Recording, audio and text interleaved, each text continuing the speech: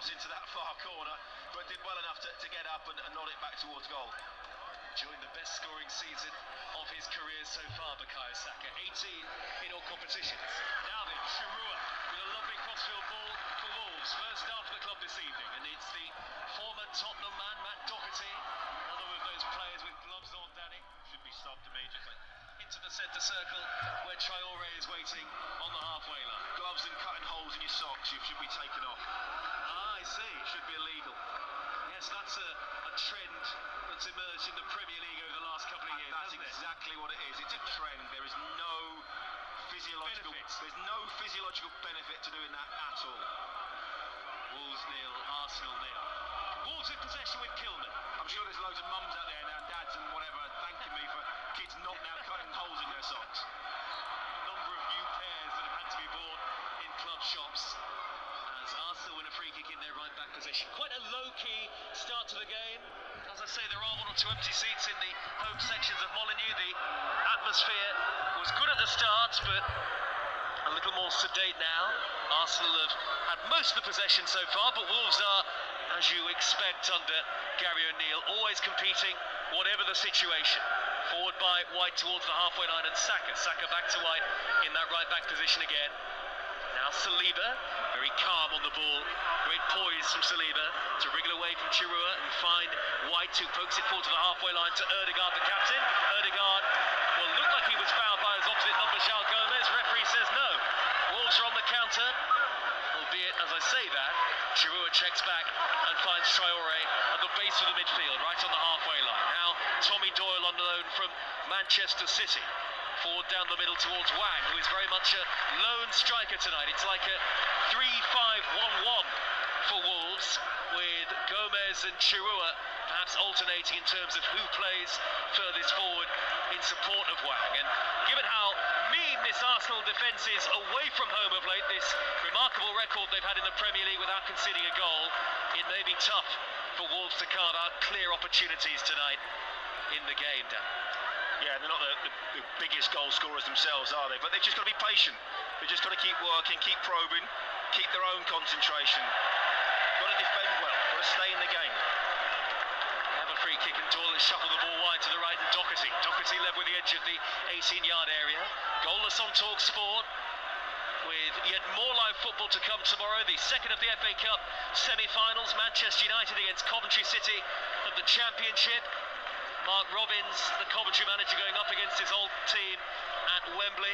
And on Sunday lunchtime, 12:30, Blackburn against Sheffield Wednesday is a massive game in the Championship relegation battle, and that is live on TalkSport 2. Likewise, Monday night in the promotion race, Middlesbrough up against Leeds United, after Leicester went back top of the Championship today against West Brom. TalkSport Network, your home of the EFL. And then, of course, next week, you've got League One and League Two, the conclusion of that, obviously a week earlier. I mean, Rich, at the moment, obviously the title's wrapped up in League One, but playoffs, who's going to join? Portsmouth is still in the mix, the playoffs is still in the mix, it's all who's going to go down is still in the mix, it's crazy. Here come Arsenal, Kivior left wing position, low ball into the area, not a good one, steered away by Kilman into touch to a throw. I was going to say, Danny, you can take over if you like, you're very good with all of those plugs. Well, you know, just doing my job. Just been a company man.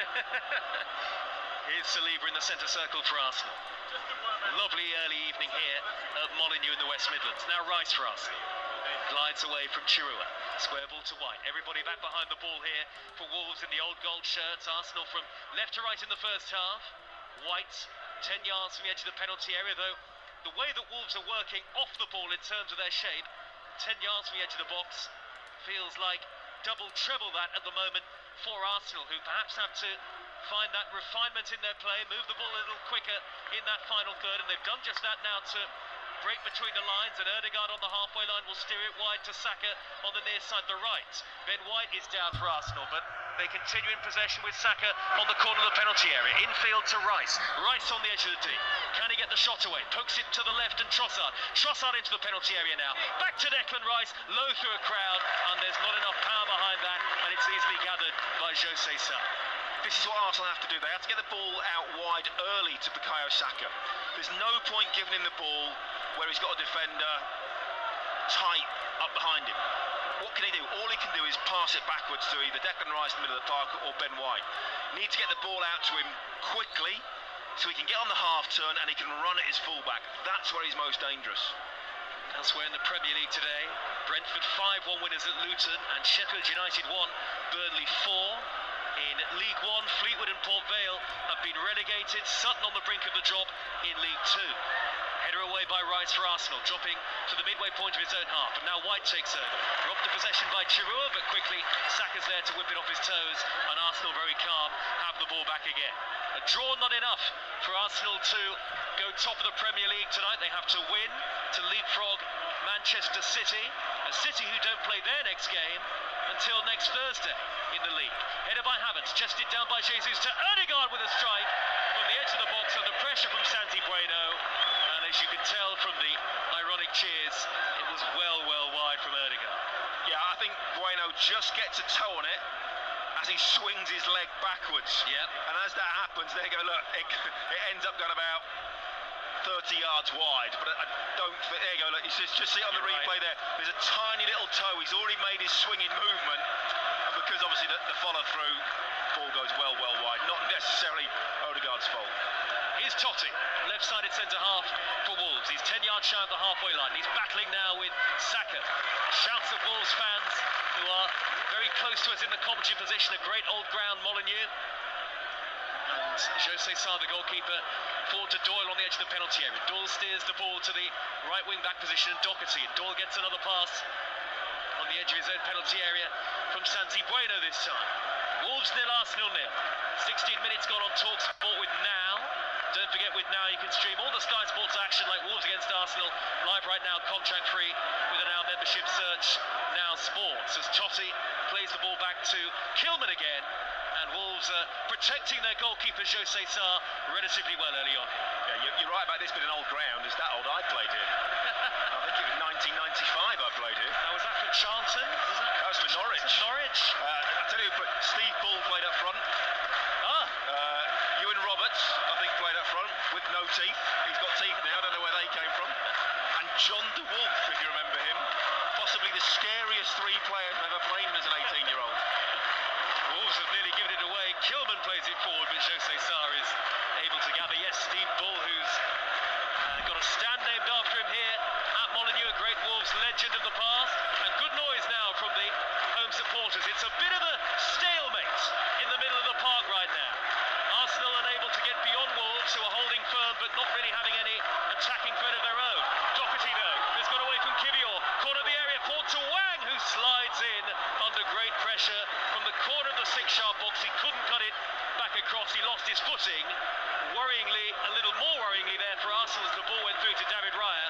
Kivior completely caught flat-footed by Doherty.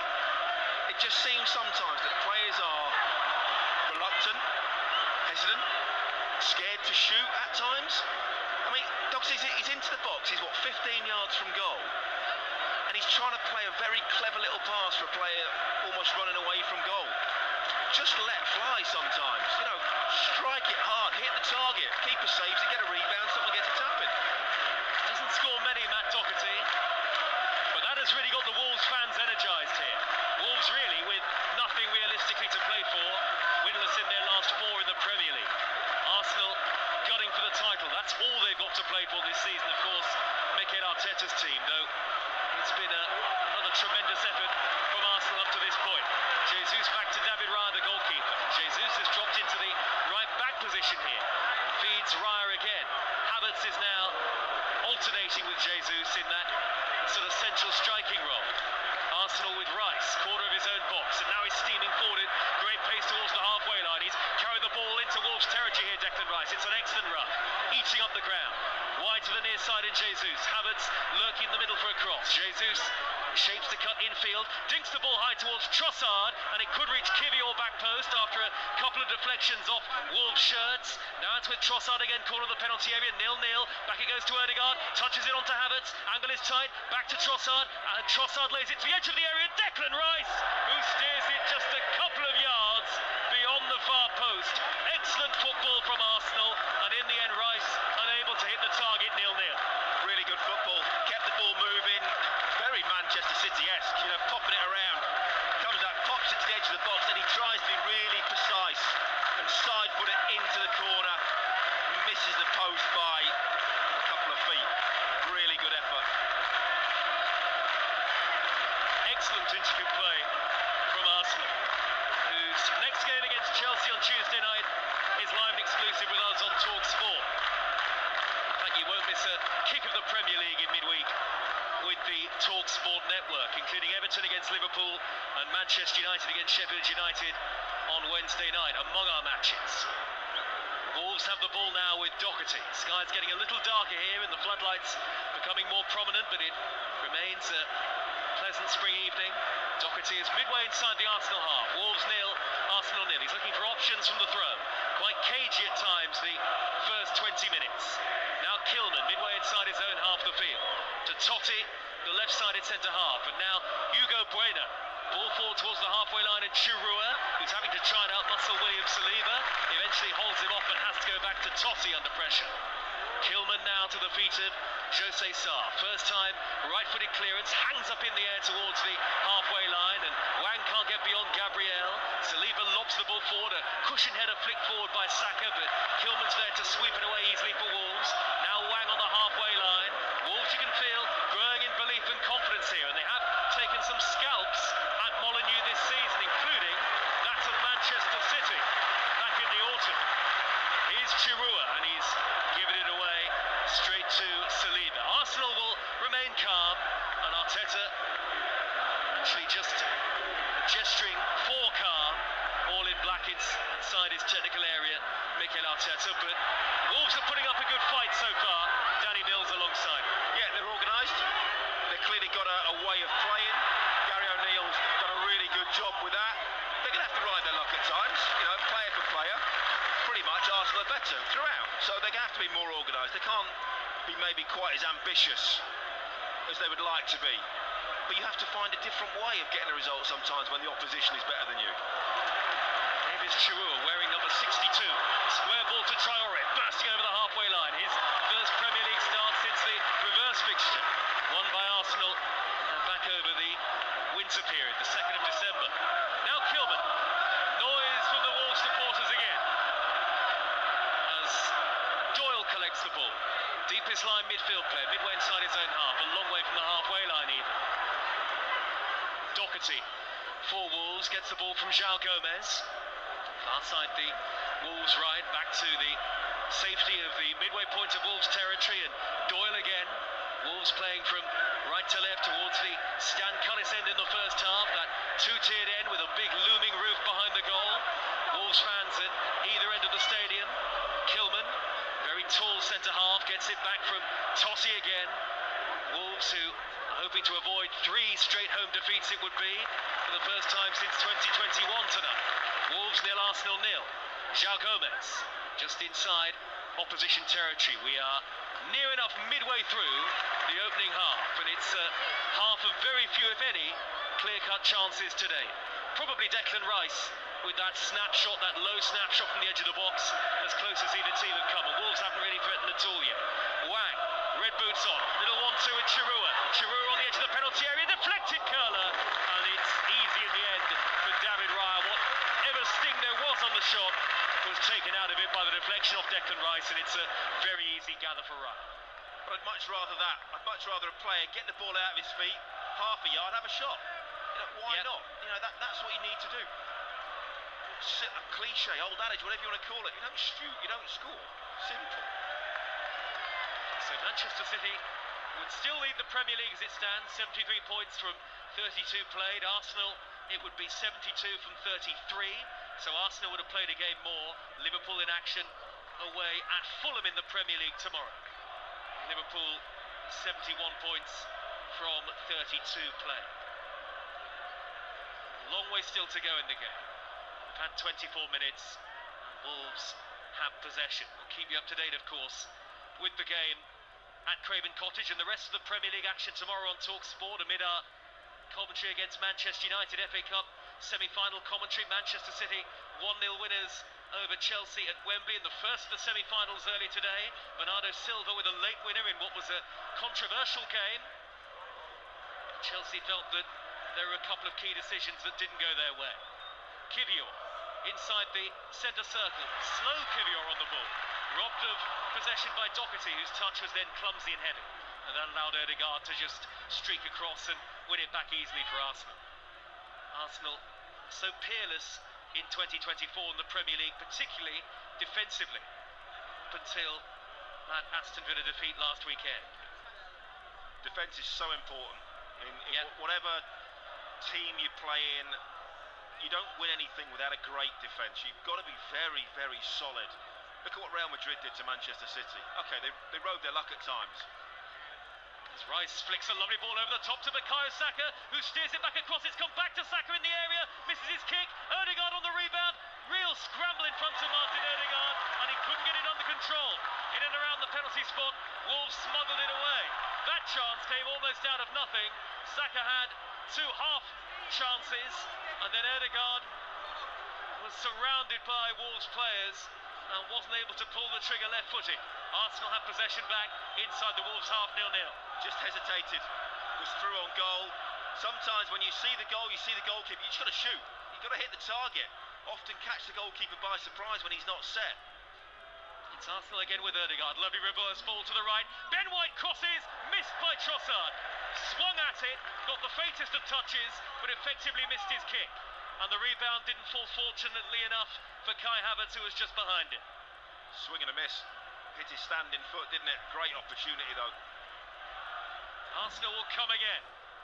Arsenal fans in full voice now on the far side of the field, the lower tier. Havertz has the ball. Corner of the penalty area. Flurry of those old gold shirts, the Wolves players in front of it. Littering the edge of the penalty area, and now it's Wang tracking back, and it's an Arsenal throw led with the edge of the 18-yard box. Quickly taken by White, and a cushion header by Havertz back to Saka. Saka right wing position, rolls the ball back 20 yards to William Saliba and squaring infield to Gabriel. The two centre halves exchange passes again. White on the near side of the field. Boos and whistles from the home supporters here. Lovely way to pass by White. Saka crosses, and it's cleared away at the near post by Santi Bueno. Coming across on the cover with Trossard making a late darting run. Much better this from Arsenal. In the 27th minute, territorially, they're absolutely dominant all of a sudden. Wolves are camped on the edge of their own penalty area. Can they break them down, Arsenal, here though? Gabriel, midway inside the Wolves half. Everybody bar David Raya deep into Wolves territory now. Saliba out to the near side, and White. Very few pockets of space here for Mikel Arteta's team. Saliba over the top, overhit towards the underlapping run of White. It's out of play, and it's Wolves 0, Arsenal 0 on TalkSport with Enterprise Rent-A-Car. Enterprise has 450 branches with all the vehicles your business needs. What have you made of it? Former England defender Danny Mills. Well, it's been intriguing, I think, up until now. Wolves have sat in, defended well, denied Arsenal an awful lot of space. Arsenal are going to have to be patient, because it's very much the way that Manchester City play. They're not quite good individually, every single player, but it's that slow, patient build-up, popping it, trying to find the player in pockets, trying to find the overload, trying to let somebody switch off from concentration and you can get in behind them. It's patient, it's not swinging balls into the box, it's not whipping crosses in, for headers or whatever it might be. It's patient. And Mikel Arteta and Arsenal are fully aware of that. They understand that they might not score in the first 60 minutes of the game. Good flick header down the right by Doherty for Wolves, and João Gomez is bundled over by a retreating Trossard, who is going to be yellow carded for that foul, and a free kick to Wolves midway into Arsenal territory. Yeah, he's got to be careful as well what he says. He's all over him, isn't he? There's not one particular foul in there, there's about 6 little ones. He grabs his shoulder, then he grabs his arm, gives him a little trip. I think that was the totting up process that we're going to give that foul. Well, Gomez was away, wasn't he? And I think that's why you're right, Danny. Full T, and he had to give the yellow card. So can Wolves threaten from a set play here? Arsenal, who have now gone more than 475 minutes without conceding an away goal in the Premier League. Some run has to end at some point. Tommy Doyle with the free kick for Wolves, high into the area, headed away by Declan Rice. It'll drop at the back post now for Doherty. Doherty plays it backwards to Traore, whips the ball towards the edge of the penalty area, right-footed. Not a great deal of height behind it. Stooping to head clear was Saliba for Arsenal. And then Rice hooks the ball over his shoulder, over into Wolves territory. And Hugo Bueno will have to roll the ball back to goalkeeper Sarr, under just token pressure from Kai Havertz. Nearly half an hour gone. Sarr raking high ball upfield. On the retreat, backpedaling is Gabriel, and Kivior has lost out to João Gomez. Right at the edge of the area. Angelis against him. He's still going. Raya tips that onto the woodwork. Excellent save from the goalkeeper. Arsenal scramble it clear. Kivior all over the place in that left back position again, and David Raya is goalkeeper, and the woodwork have bailed him out. And now Arsenal on the counter, maybe with Odegaard, blocked off by Doyle. Free kick to Arsenal. Wolves so close to an opening goal. 0-0 on TalkSport. Fabulous break down the right-hand side. You're right, Kivior all over the place. 2 or 3 times now he's been caught out. Is it like, what a save from David Raya. It is absolutely lashed at him from point-blank range. He's got about 2 yards to react to this. Tips it onto the post. How often do we see those fly into the roof of the net high in the near post? And we all say, oh, goalkeeper should never get beaten at his near post, but it's just sheer power. But his reaction to throw up his left hand and tip it onto the post is absolutely magnificent. Well, we've got monitors in our commentary positions, haven't we, Danny? And you're absolutely right. The speed of reactions, totally instinctive from David Raya. And it was such a fierce drive from João Gomez.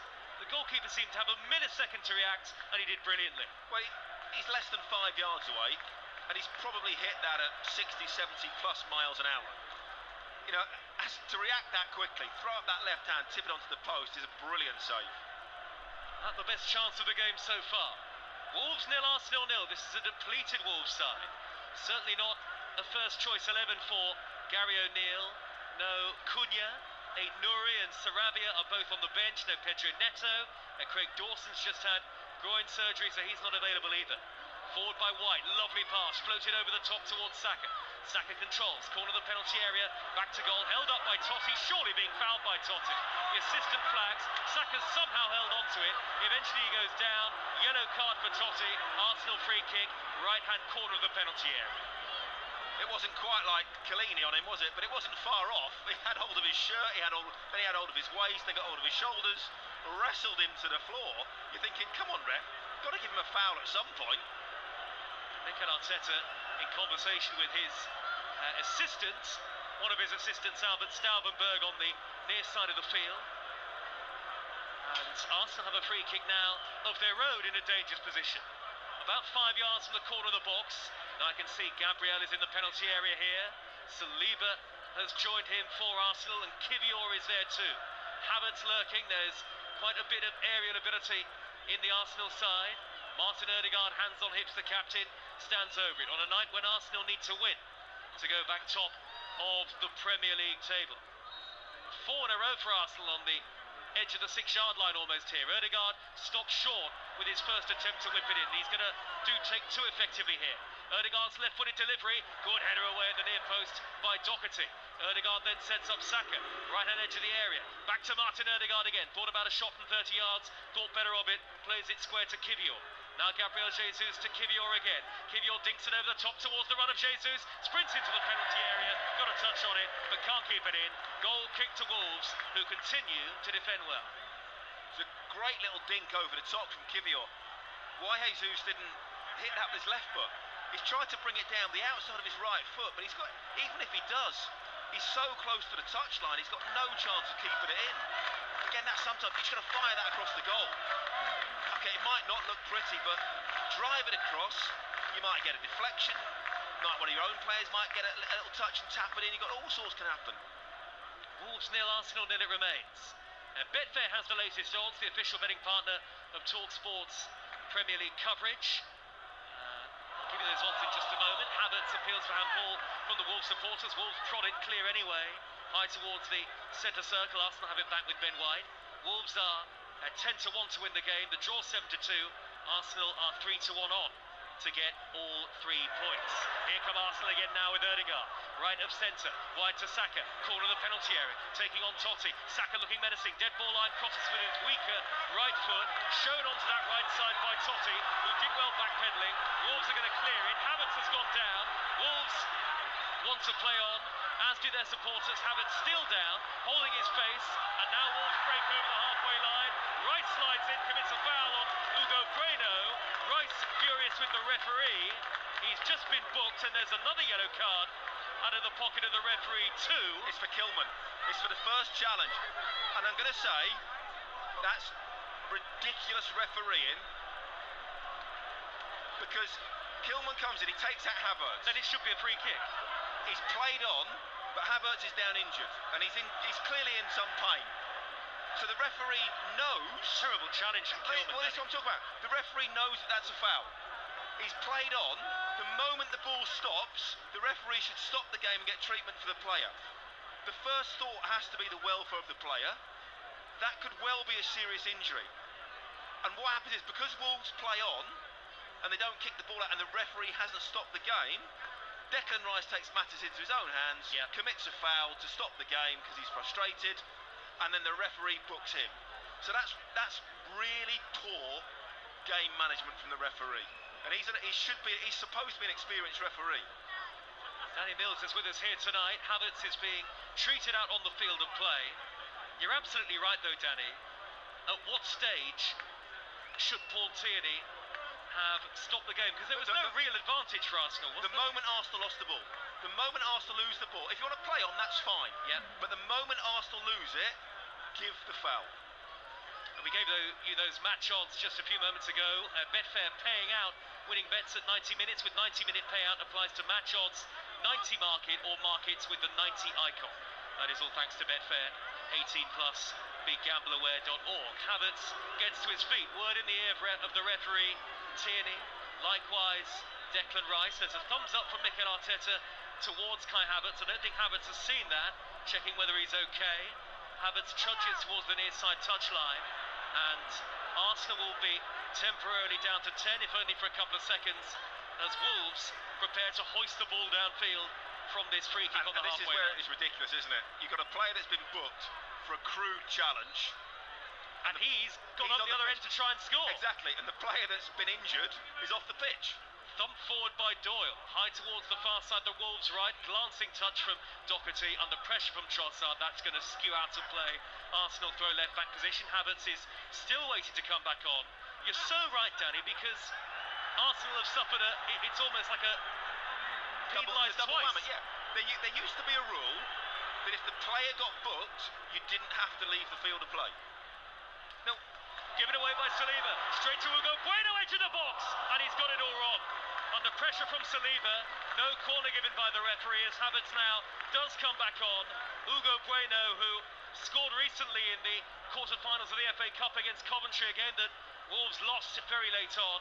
Had a sight of goal on his favoured side, but Saliba charging towards him did just enough to put him off. Tight game, 37.5 minutes. Wolves nil, Arsenal nil, so Arsenal would miss the chance to go back top. Well, Wolves had a couple of great chances as well. Saliba giving that ball away right in the middle of the goal, just snatched his shot and pulled it well wide. Forward by Doyle for Wolves, down the far side, the right again. Gabriel comes across to scoop the ball high to the halfway line. Some darker clouds overhead now. Arsenal have the ball with Havertz, flicks it forward delicately. Up the left-hand side now towards Trossard. Gabriel Jesus is bursting into the box. It's Trossard's ball. It's a terrible ball. Straight into the gloves of Sarr. Jesus had made a brilliant run. Saka was back post as well, Danny. But Trossard couldn't get even close to finding either of them. No, I've seen him do that a few times with the outside of his foot, and it's been a magnificent cross. That one just got too close to the goalkeeper. No bend on it whatsoever. But just going back to the booking situation, it used to be the rule that if you got booked, you didn't have to go off the pitch. Why they got rid of that, I do not know, because if it's a bad enough foul for a booking, clearly the player's not wasting time by staying down for an injury. Well, there's a Wolves player down, I think it's João Gomez, just to the right of the centre circle as we look at it, arm up into the air. Yeah, normally that means that player is not in a good way.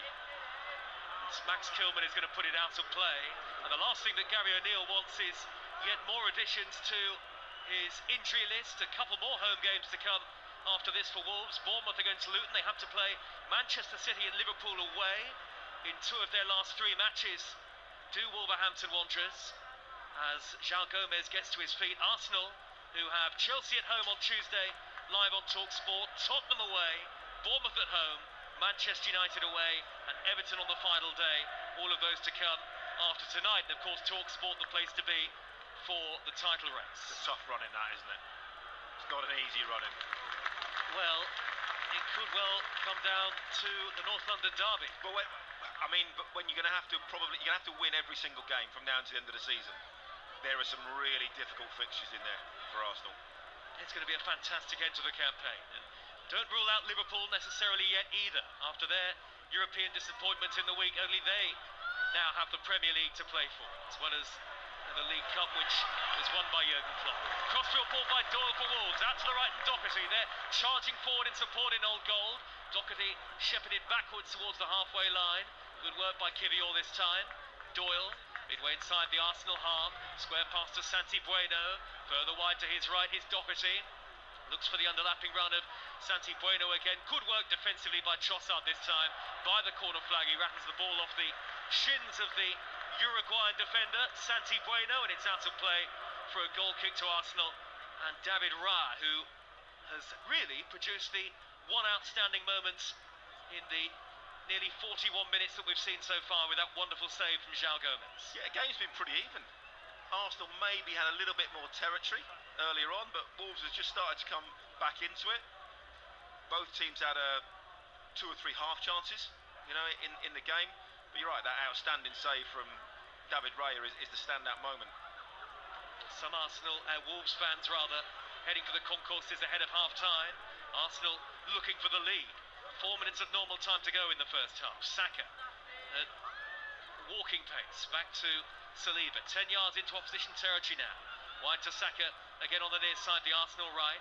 Arsenal have had 2/3 of the possession in the first half, but haven't created all that much with it as yet. Just days after the disappointment in Germany in the Champions League. Odegaard is felled by Traore, but it was a firm and fair challenge from Traore.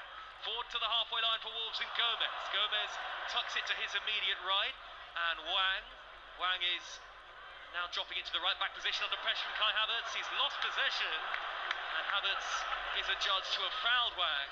He's gone down now, and it's a Wolves free kick in what is turning into a slightly disjointed end to the first half, Danny. Not convinced there was too much in that as well. Wang got himself into all sorts of trouble and then just appeared to fall over. Again, having seen that on the little monitor we've got in the commentary position, the luxury of the monitor, I think you're absolutely right. Here is Sarr for Wolves, the goalkeeper. Square pass to Kilman. They are in a dangerous situation here, Wolves, having to try and play the ball out from the defensive third, but Arsenal collectively pressing very high, and Arsenal have won it back as Totti, high boot, right in front of Ødegaard, who looks to the assistant referee. He says play on. Totti did get to the ball, but it was a risky challenge. Now Wang wiggles away on the halfway line, and a lovely pass forward to Hugo Bueno, left hand edge of the area, 2 calling for it in the middle. Hugo Bueno to the dead ball line, chips in the cross, João Gomes far post, good header away by Kivior. That extra bit of height from Jakub Kivior, one of the reasons why he's in the Arsenal side today, just enough to flick it away from the arriving João Gomes, but Wolves continue to sporadically threaten in the first half, 0-0. I like the way that Gary Neal's team play. When it's on, they'll play out from the back. When it's not, they'll play a little bit longer. They'll be a little bit more direct. They'll get the ball out wide. They'll get crosses into the box. I think he's got his team playing, considering they're very, very depleted. There's a great mix, the way that his team plays. Lovely crossfield ball by Trossard to find Saka. Saka again on the corner of the penalty area. Now they've doubled up on bukayo Saka, Totti and Hugo Bueno, so Saka has to go back to wide. Lovely floated ball over the top to Saka, pulls it back from the edge of the 6-yard box, steered away by first Kilman, then Hugo Bueno, and then over the top from Doyle up to the halfway line. Some brilliant incisive passes from White in the first half, just delicately floated forward towards the likes of Saka. And now here he comes again, Ben White in an attacking position, corner of the penalty area. Saka hugging the touchline now, near side, almost directly in front of us. Infield to Havertz. Havertz on the edge of the box. Whips it cross-field to the far post. Gabriel Jesus, he's brought it down. Can he spin Doherty? He's gone down. He's still held on to it. And then the snapshot is in! Off the bar and in from Trossard! An Arsenal lead just before half-time. It flows Floated beyond the goalkeeper off the boot of Leandro Trossard, and as it stands, Arsenal are going back to the top of the Premier League table. There's life in Arsenal yet. Wolves 0, Arsenal 1. Need to see this again. I'm not 100% sure that he meant that. It seems to sort of come off his little toe as there's a swing and a swipe at it. The Wolves players complaining about something. Not quite sure. They want the referee to check the VAR. I think they're looking for a little bit of a push at the far post. I'm not convinced on that one. I mean, it's a really strange finish. He swings right across it. It's like, it used to be like those Smithrowe men with like a straight leg. And you put your hand on top of his leg. It looks, I mean, I'm not trying to be disrespectful, but it looks like a kid in the park shooting with his wrong foot who's just got a straight leg, and he just slices it and spoons it into the top corner. Well, sometimes, Danny, you can tell by the celebrations. Did he look a bit sheepish, maybe? Trossard, but either way, it's in off the very top of the post, in off the woodwork, and Arsenal lead by a goal to nil, and they are top of the Premier League as it stands, and that is all that Mikel Arteta will care about into 3 minutes of added time at the end of the first half on TalkSport. It's not how, it's how many you score. Yes. Simple as that. But it is, I mean, for anybody that wants to see it, that's one of those shots that's impossible to replicate. There's no chance that you can do that. And so, 33 games in a row against Wolves in which Arsenal have scored. Not failed to score against Wolves since 1979 in a game. Forward by Odegaard, angle to the left-hand side, and Jesus, they're looking to double their lead now. Saka's down, but Jesus is still on the attack, edge of the penalty area. Always played it behind Ødegaard, and Smithrowe will pick it up for Wolves. Smithrowe quickly sees it seized upon by Ødegaard, who scampers away from him with ease, and Arsenal with the added energy and impetus of having taken the lead at Molineux. Saka is still down on his knees. It's going to be popped out of play by Kivior, and Saka might need to be treated here, but Arsenal lead by a goal to nil, and the pendulum swing in the title race, of course. Manchester City and Liverpool would both have a game in hand as it stands, but Arsenal lead the way at the moment. Just trying to see, he lands funny. That's never good. That's always a little bit of a worry. Every time an English player goes down at the moment, plays hearts in a mouth. I can see the sweat dripping off every single time, and an Englishman goes down thinking, oh no, please, not for the Euros. He's up on his feet though, that's the most important thing. Well, I suppose those attacking areas are the areas where England are so well stocked, but we've got 7 number 10s, 17 wingers. Certainly. We just need a centre half and a left back. Where do you get one of those? And Saka's back on his feet. The Arsenal fans are waving red and white scarves up into the air. Perhaps a little harsh on Wolves on the balance of play in terms of the first half, Danny? Yeah, I think it was pretty much on his evening. Yeah, obviously Arsenal had more possession, but hadn't done too much with it. Wolves had created a really good couple of chances, but yeah, to anybody listening will have to see this goal for themselves. It's almost impossible to describe it. It's almost like a kid's game, where someone's had a swing and miss with their wrong foot and it's come off the outside of their foot and just ended up in the top corner somehow. Here is Totti for Wolves, deep inside his own half, under pressure from Saka, who's won it back by the corner flag. Quickly infield to Trossard, angled very tight, he's down by the dead ball line, converged upon by 2 Wolves players now. Hugo Bueno and Doyle, who goes in with a robust challenge. That's out of play for a goal kick. We have had the 3 added minutes at the end of the first half, and it was a very strange goal from Leandro Trossard. He sort of cut across the ball, swiped at it, unintentionally maybe, but it ended up flying into the top corner via the very top of the post, almost at the junction between post and bar. It's the fact he kicks it with a straight leg. Yes. That's the most awkward, unusual, strange thing that I've seen. But whether it was fortuitous or not, it's the goal that has Arsenal heading back to the top of the Premier League at half-time. Leandro Trossard in the final minute of normal time at the end of the first half to give Arsenal the lead. That after David Raya had made a stunning save to tip an effort from João Gomez onto the bar as Wolves looked threatening sporadically in the first half. But it's Arsenal who have the advantage, and they are seizing the moment to go back top as it stands. At the break, on TalkSport, it is Wolves 0, Arsenal 1. Well, I think it's fair to say, Danny, they're finally seizing the moment, because they had plenty of moments to seize during that game and didn't, did they?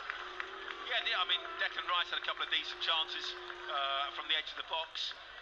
Balls where there's a little bit of hesitation. Bukayo Saka got into a couple of good positions, hesitated a little bit, and then they were nearly undone at the other end. You know, a couple of times. David Raya with a fantastic point-blank save, and another opportunity where Saliba gives the ball away, trying to play out from the back.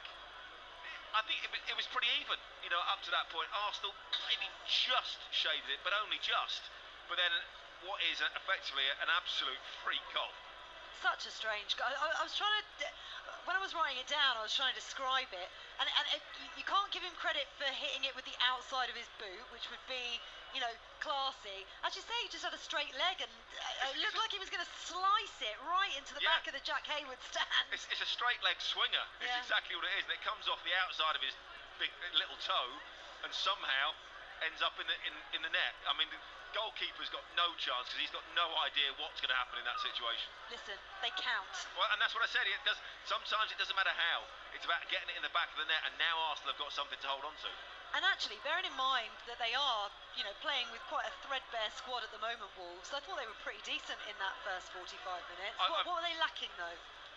I think maybe they just lack a little bit of creativity in that final third. Somebody that maybe can get on the ball and pick a pass. Maybe just a little bit of quality in that final third. They're organised. They're well set up. I like the fact that they will pass out from the back when it's on. When it's not, they go a little bit more direct and they play forward quicker. I think too many teams overplay. You know, this season, or not this season, in the past few seasons, it's passing for passing's sake. Gary O'Neill has got his team playing with a real good mix, and the fact that they are so depleted, you know, if you gave Gary O'Neill much better players, and that's not, again, I'm not trying to be disrespectful to some of the players that are out there for Wolves, but if you gave him better players to work with, I think he'd be an even better manager than he is now. Yeah, I think he's had a brilliant season, Gary O'Neill, for sure. Just a final question on Jakub Kivior, who's really struggling down that left-hand side. He's got divers boots on, hasn't he, at times? He's turning circles like the QE2. It's like it's taken him a while to catch up, and that's the problem sometimes when you're in and out of the team, we've not had many games. To get up to match sharpness, you can be fit and you can train every day and not be injured at all, but to have that little bit of sharpness, that half a yard that you're missing, those moments where you have to think a little bit quicker, that's what you miss when you're not playing regularly. Yeah, absolutely. And Arsenal themselves resting a few players, don't necessarily have brilliant options themselves off the bench. We'll see whether either manager decides to make a change at the break. You're listening to Game Day Exclusive on TalkSport on a day where Manchester City reached the FA Cup final again, this time at the expense of Chelsea, whose Wembley hoodoo continues. We'll be back under the arch tomorrow on TalkSport, by the way, for the second semi-final between Manchester United and Coventry. That's a 3:30 kickoff. We'll also be keeping you up to date with the 4 Premier League matches as well. Here at Molineux, though, it's Wolves 0, Arsenal 1, second half action coming next. Game Day Exclusive on TalkSport with Now. Stream the Premier League contract-free with a Now Sports Day or month membership. 18 plus. Stream via internet. Terms apply. Mwah. When it's lunch o'clock, I just eat the tortilla naked burrito bowl. Oh, I didn't know you could get those. There's a lot you don't know, dear. Well, I know that shirt's not coming back into fashion anytime soon. Touché. Get tortilla, Subway, Pret, and more delivered. For lunch and everything else. Did somebody say just eat? Charges apply. Check available restaurants in your area and opening times on justeat.co.uk for details. We all fantasize about our perfect home. Sipping a morning coffee out on the terrace. Good morning, Mr. Squirrel. Morning. The kids building a treehouse in the garden. I'm living my perfect childhood. But come on, this isn't real. Listen, if you're serious about making your fantasy a reality, find out what your home is worth instantly with a free online valuation estimate. Get real about moving. Get on the market. Most common time to obtain an online quote between 1st of June 2022 and 30th of September 2022 is under 3 minutes. Excludes Northern Ireland. Hey, fancy scoring a grand for your local football club? Well, you're in luck, because The Sun has teamed up with Tesco's Stronger Starts programme to create the Footy for All Fund, offering £150,000 in grants to help out grassroots youth football clubs. 150 clubs will each get £1,000 to be used in any way that helps children continue to enjoy the sport they love. So, if your club or club in your area needs a boost, apply for a grant today at thesun.co.uk/footy fund. T's and C's apply. Don't break your stride. Get to Screwfix for the latest offers on the brands you love. Like the new and exclusive limited edition DeWalt 100-year 18-volt combi drill with 4-amp-hour battery for just $119.99. And keep everything stacked and packed with a DeWalt T-Stack organizer at a great price of only $19.99. Shop now on the app at screwfix.com or in-store. Delivery fees may apply. Prices valid until at least 6th of May, subject to availability. See screwfix.com for full T's and C's. Uno is now available in McDonald's Happy Meal. So let's see who can shout Uno first. Bring it on.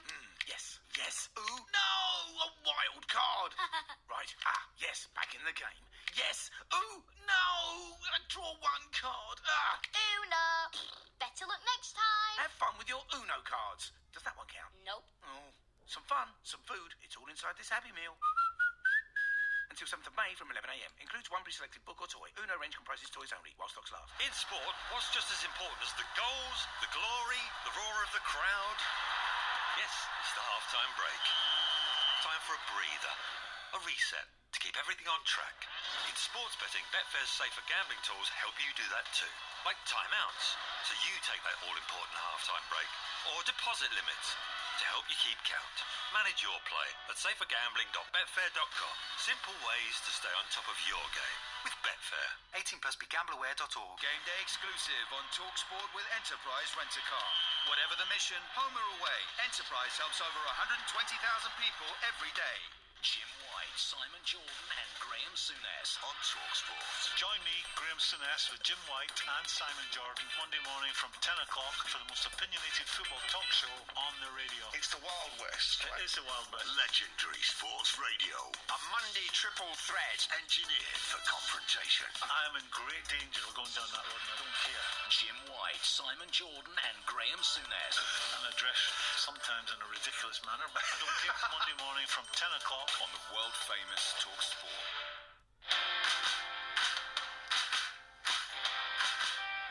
With 6 games to go, victory here at Molineux will at least take them back top for now and perhaps provide proof that Arsenal are not giving up the title challenge without a fight. And Trossard lays it to the edge of the area. Declan Rice, who steers it just a couple of yards beyond the far post. Backpedaling is Gabriel, and Kivior has lost out to João Gomez. Right at the edge of the area. Angle is against him. He's still going. Raya tips that onto the woodwork. Rice flicks a lovely ball over the top to bukayo Saka, who steers it back across. It's come back to Saka in the area. Misses his kick. Ødegaard on the rebound. Real scramble in front of Martin Ødegaard, and he couldn't get it under control. Arsenal then going to have to be patient. Havertz on the edge of the box. Whips it cross-field to the far post. Gabriel Jesus, he's brought it down. Can he spin Doherty? He's gone down. He's still held on to it. And then the snapshot is in! Off the bar and in from Trossard! And Arsenal lead just before half-time! Yeah, it's Wolves 0, Arsenal 1 here on Game Day exclusive. I'm Faker Others live at Molineux as Mikel Arteta's side look to go top of the Premier League table with a win. Liverpool can respond tomorrow. They travel to Fulham, while Manchester City were in FA Cup semi-final action today. They beat Chelsea by 1-0 and don't play in the league until Thursday when they travel to Brighton.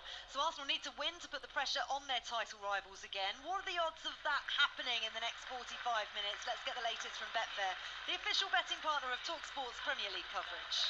Game day on TalkSport with Betfair. Get a completely free ACCA or bet builder on football this weekend. Opt-in and previous deposit required. Max free bet varies from £1 to £10 per customer. Minimum odds of 1.5 or minimum 1 leg. T's and C's apply. 18 plus. Begambleaware.org. So with the score 1-0 to Arsenal at half-time, these are the odds. Wolves to win 35 to 1. The draw is 15 to 2. Arsenal to win 10 to 1 on. In terms of goals, you can get 3 to 1 on there being over 3.5 goals in the game, or 1 to 5 on there being under 3.5 goals. Just a reminder as well that our charity bet builder was both teams to score, Arsenal to win, and bukayo saka to score. That's now over, I think, after Trossard's goal. But I thought that I had bukayo saka to score at any time, not just be the first goal scorer. But we shall find out from Betfair. The odds update is all thanks to Betfair. It's 18+. begambleaware.org. Game day on TalkSport with Betfair. Get a completely free Akerol bet builder on football this weekend. Opt-in and previous deposit required. Max free bet varies from £1 to £10 per customer. Minimum odds of 1.5 on minimum one leg. T's and C's apply. 18+. begambleaware.org. My producer has said I am right. That doesn't happen that often, but I am correct on this one. So our bet builder is still on, and we'll see whether we can get that up for the Bobby Moore Fund in the next 45 minutes. Right, bit of a recap on what's gone on today. Chelsea women have one foot in the Champions League final after an Erin Cuthbert goal saw them beat Barcelona 1-0 in Catalonia. Next weekend is the return leg at Stamford Bridge, next Saturday. In fact, it's advantage Leicester in the race for promotion to the Premier League after a nervy 2-1 win over West Brom at King Power Stadium. In the Premier League, though, Sheffield United are all but down after losing 4-1 at home to Burnley. But for Vincent Kompany's team, it's all to play for elsewhere in the bottom battle at the bottom. Brentford have almost secured a fourth season in the Premier League after a 5-1 win over Luton Town. We'll have a keen eye on Goodison Park tomorrow as Everton face Nottingham Forest. And at Wembley, Manchester City beat Chelsea 1-0 to book their place in the FA Cup final. Bernardo Silva with the winner from close range in the 84th minute. But Chelsea were incensed on 55 minutes when they weren't awarded a penalty, as Jack Grealish seemed to block a free kick with his arm. Here is the reaction of Chelsea head coach Mauricio Pochettino. My opinion is why we have the VAR. I think I said to the referee, you need to go and check, because for me, I don't want to say nothing wrong. I think it was clear penalty, but... You spoken to the referee? Have you asked for any kind of explanation as to why it wasn't given? No, because for us it's easy because we can have the view and have the repetition, on the laptop in the bench. But I think for him was only listen, the VAR and listen the advisors and the decision. Yeah, Mauricio Pochettino there. We'll also hear from winning boss Pep Guardiola after 9:30. Poch speaking to Talk Sports' Alex Crook. Don't forget, we're going to bring you Coventry City against Manchester United in the second FA Cup semi-final tomorrow. That's a 3:30 kickoff at Wembley as well. Danny Mills is alongside me just ahead of the second half kickoff here at Molineux, with Arsenal leading Wolves by a goal to nil. Danny, you and I have watched the Jack Grealish handball incident on multiple occasions. What's your opinion of it? Handball. Handball penalty. I mean, I don't see how you can see any other... No, and this is what I don't understand at times. It's like VAR is there for clear and obvious. I've always said, if you can see it, it's clear and obvious. As simple as that. I don't understand how it's not given as a penalty. His arm's out from his body, it hits his arm, it diverts the ball. It's from far enough away. It ticks every single box for a penalty. I don't get it. I don't understand what, and this is why we need explanations. And we need them regularly. We don't need them in 3 weeks' time when Howard Webb decides to do Monday Night Football, whatever it might be. We need them now. The thing is, the interpretation of the handball for Grealish was apparently that Grealish was moving his arm down and away from the ball to escape it, not to block it. But they then didn't give a corner. They gave a goal kick. So this is the issue with it. Well, that's even worse. Well, indeed. You know that phrase? When in a hole, stop digging. Yes. By a ladder.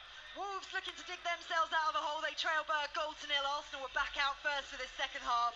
Wolves in their old gold are out here now. David Raya bouncing the ball up and down as he makes his way over to the Sir Jack Hayward stand end as this second half begins to kick off.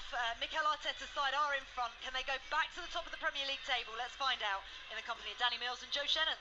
Nearly 500 minutes since Arsenal last conceded a goal away from home in the Premier League. That was to Nottingham Forest and Taiwo Awoniyi at the very end of January, the last day of January, and it is 1-0 to the Arsenal.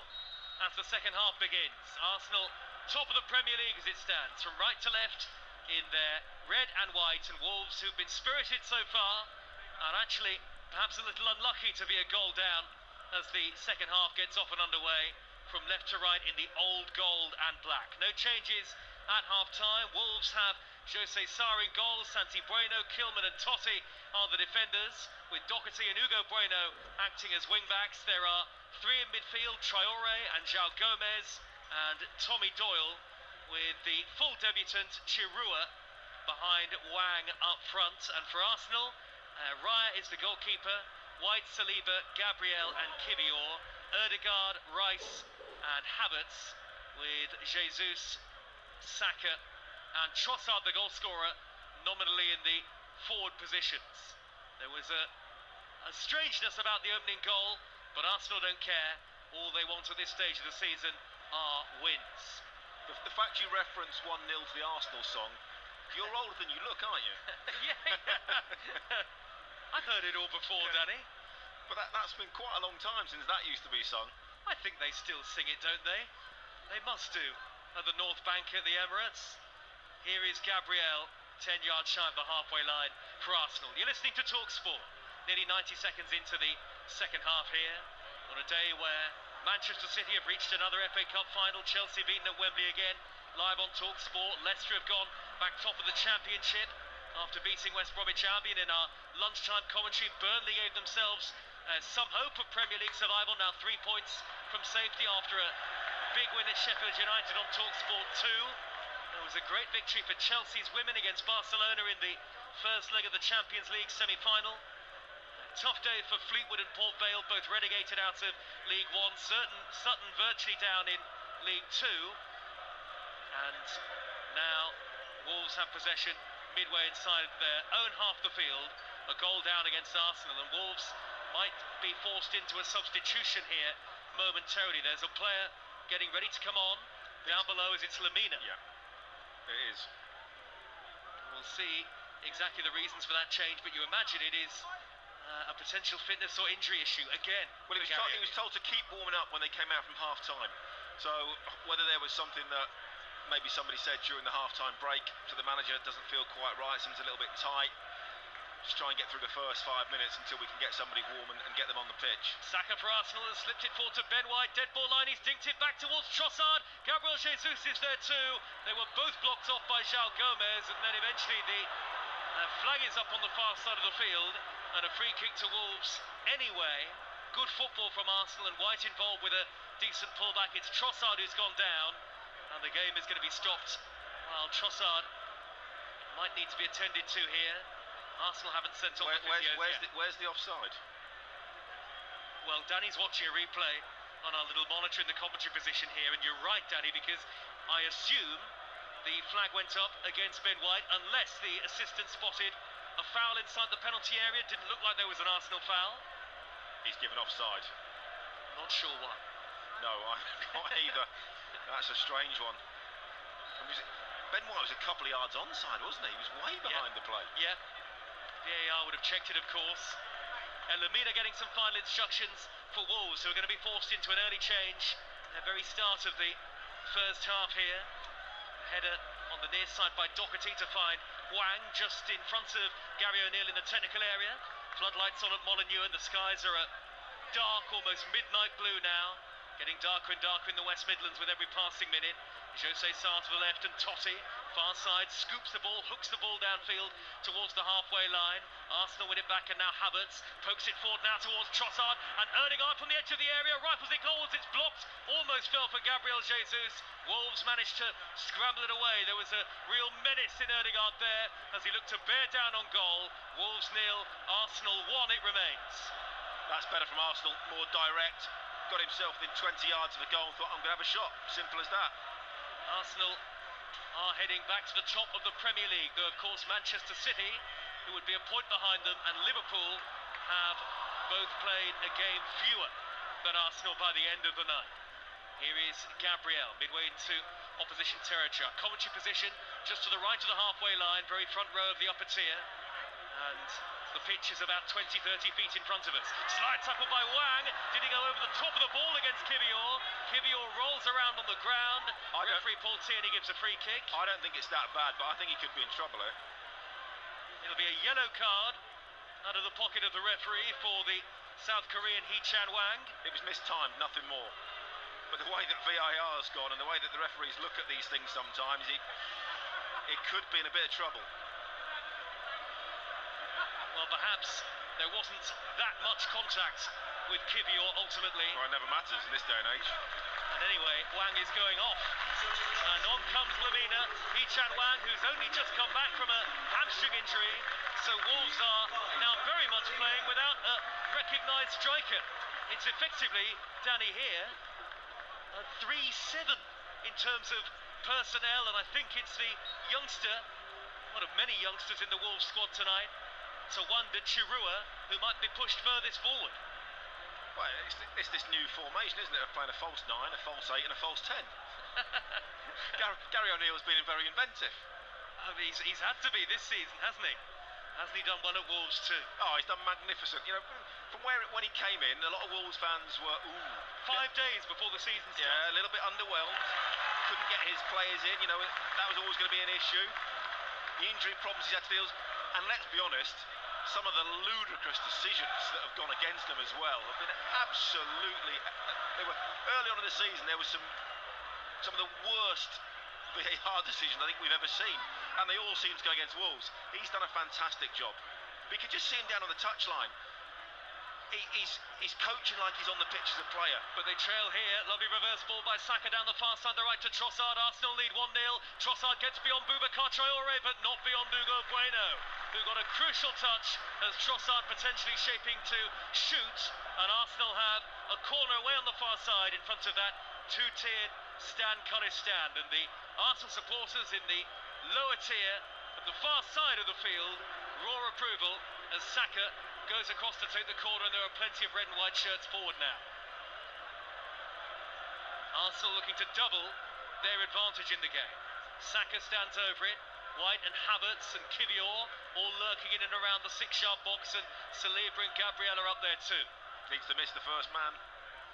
1-0 Arsenal lead. Saka's ball, short corner to the edge of the penalty area in Jesus, and now it opens up on the edge of the box for Rice. Forward to Odegaard. Snapshot blocked. Odegaard can't reach the rebound. Wolves clear the ball away, only as far as the midway point of their own half, and Arsenal from right to left will come forward again. Saka, far side touchline, shaping the cut in field as is his trademark. Now Ødegaard on the corner of the box.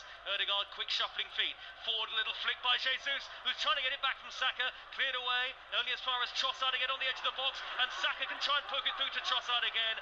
Once more Wolves through Totti, and Hugo Bueno just about hold on, but a second goal here for Arsenal will really put them very much in command, and Ben White is away on the far side, the right, a floated cross. Havertz back post, unable to meet it.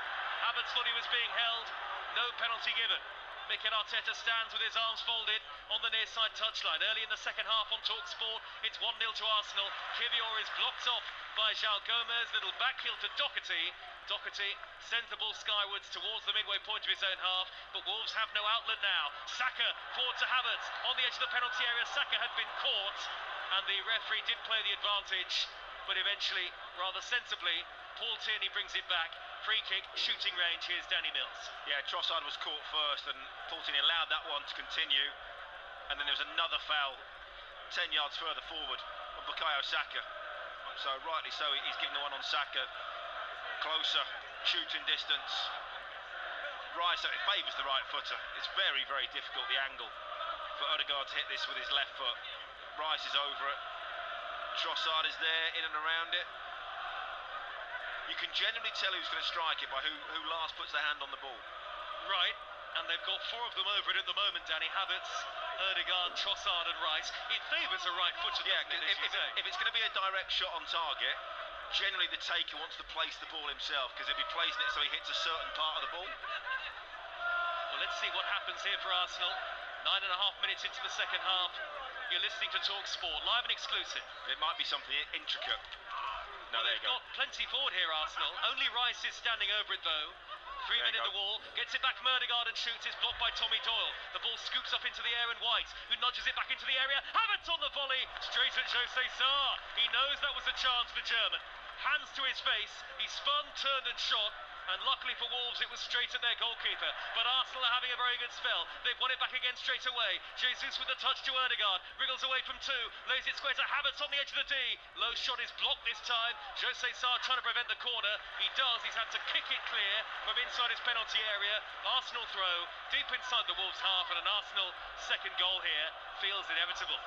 Well, they're certainly piling the pressure on. That technique from Havertz is absolutely outstanding.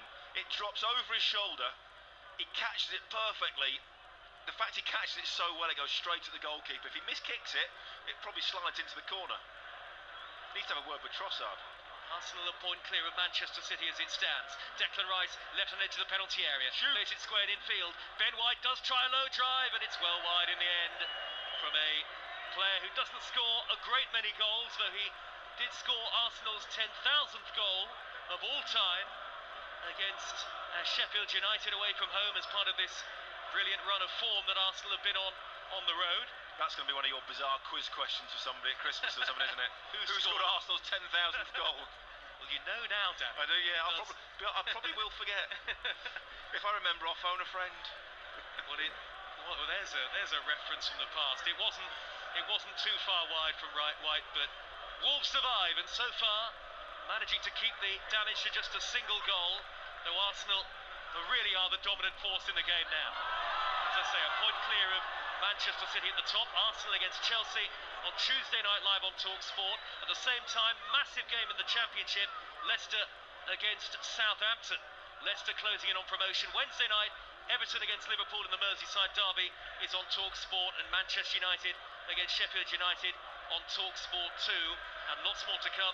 Before all of that, Middlesbrough against Leeds in the Championship on Monday, and tomorrow Blackburn against Sheffield Wednesday on TalkSport 2, and TalkSport will bring you the other FA Cup semi-final between Manchester United and Coventry City, who will meet Manchester City in the FA Cup final. We are ticking towards the hour mark, and only one pattern of play in the game at the moment. All Arsenal, and Wolves, with no recognised striker, are struggling to cope. Yeah, Wolves just can't really get out of their own half at the moment. And it's difficult for Gary O'Neill. Arsenal are really sort of starting to turn the screw. Possession, territory, creating half chances.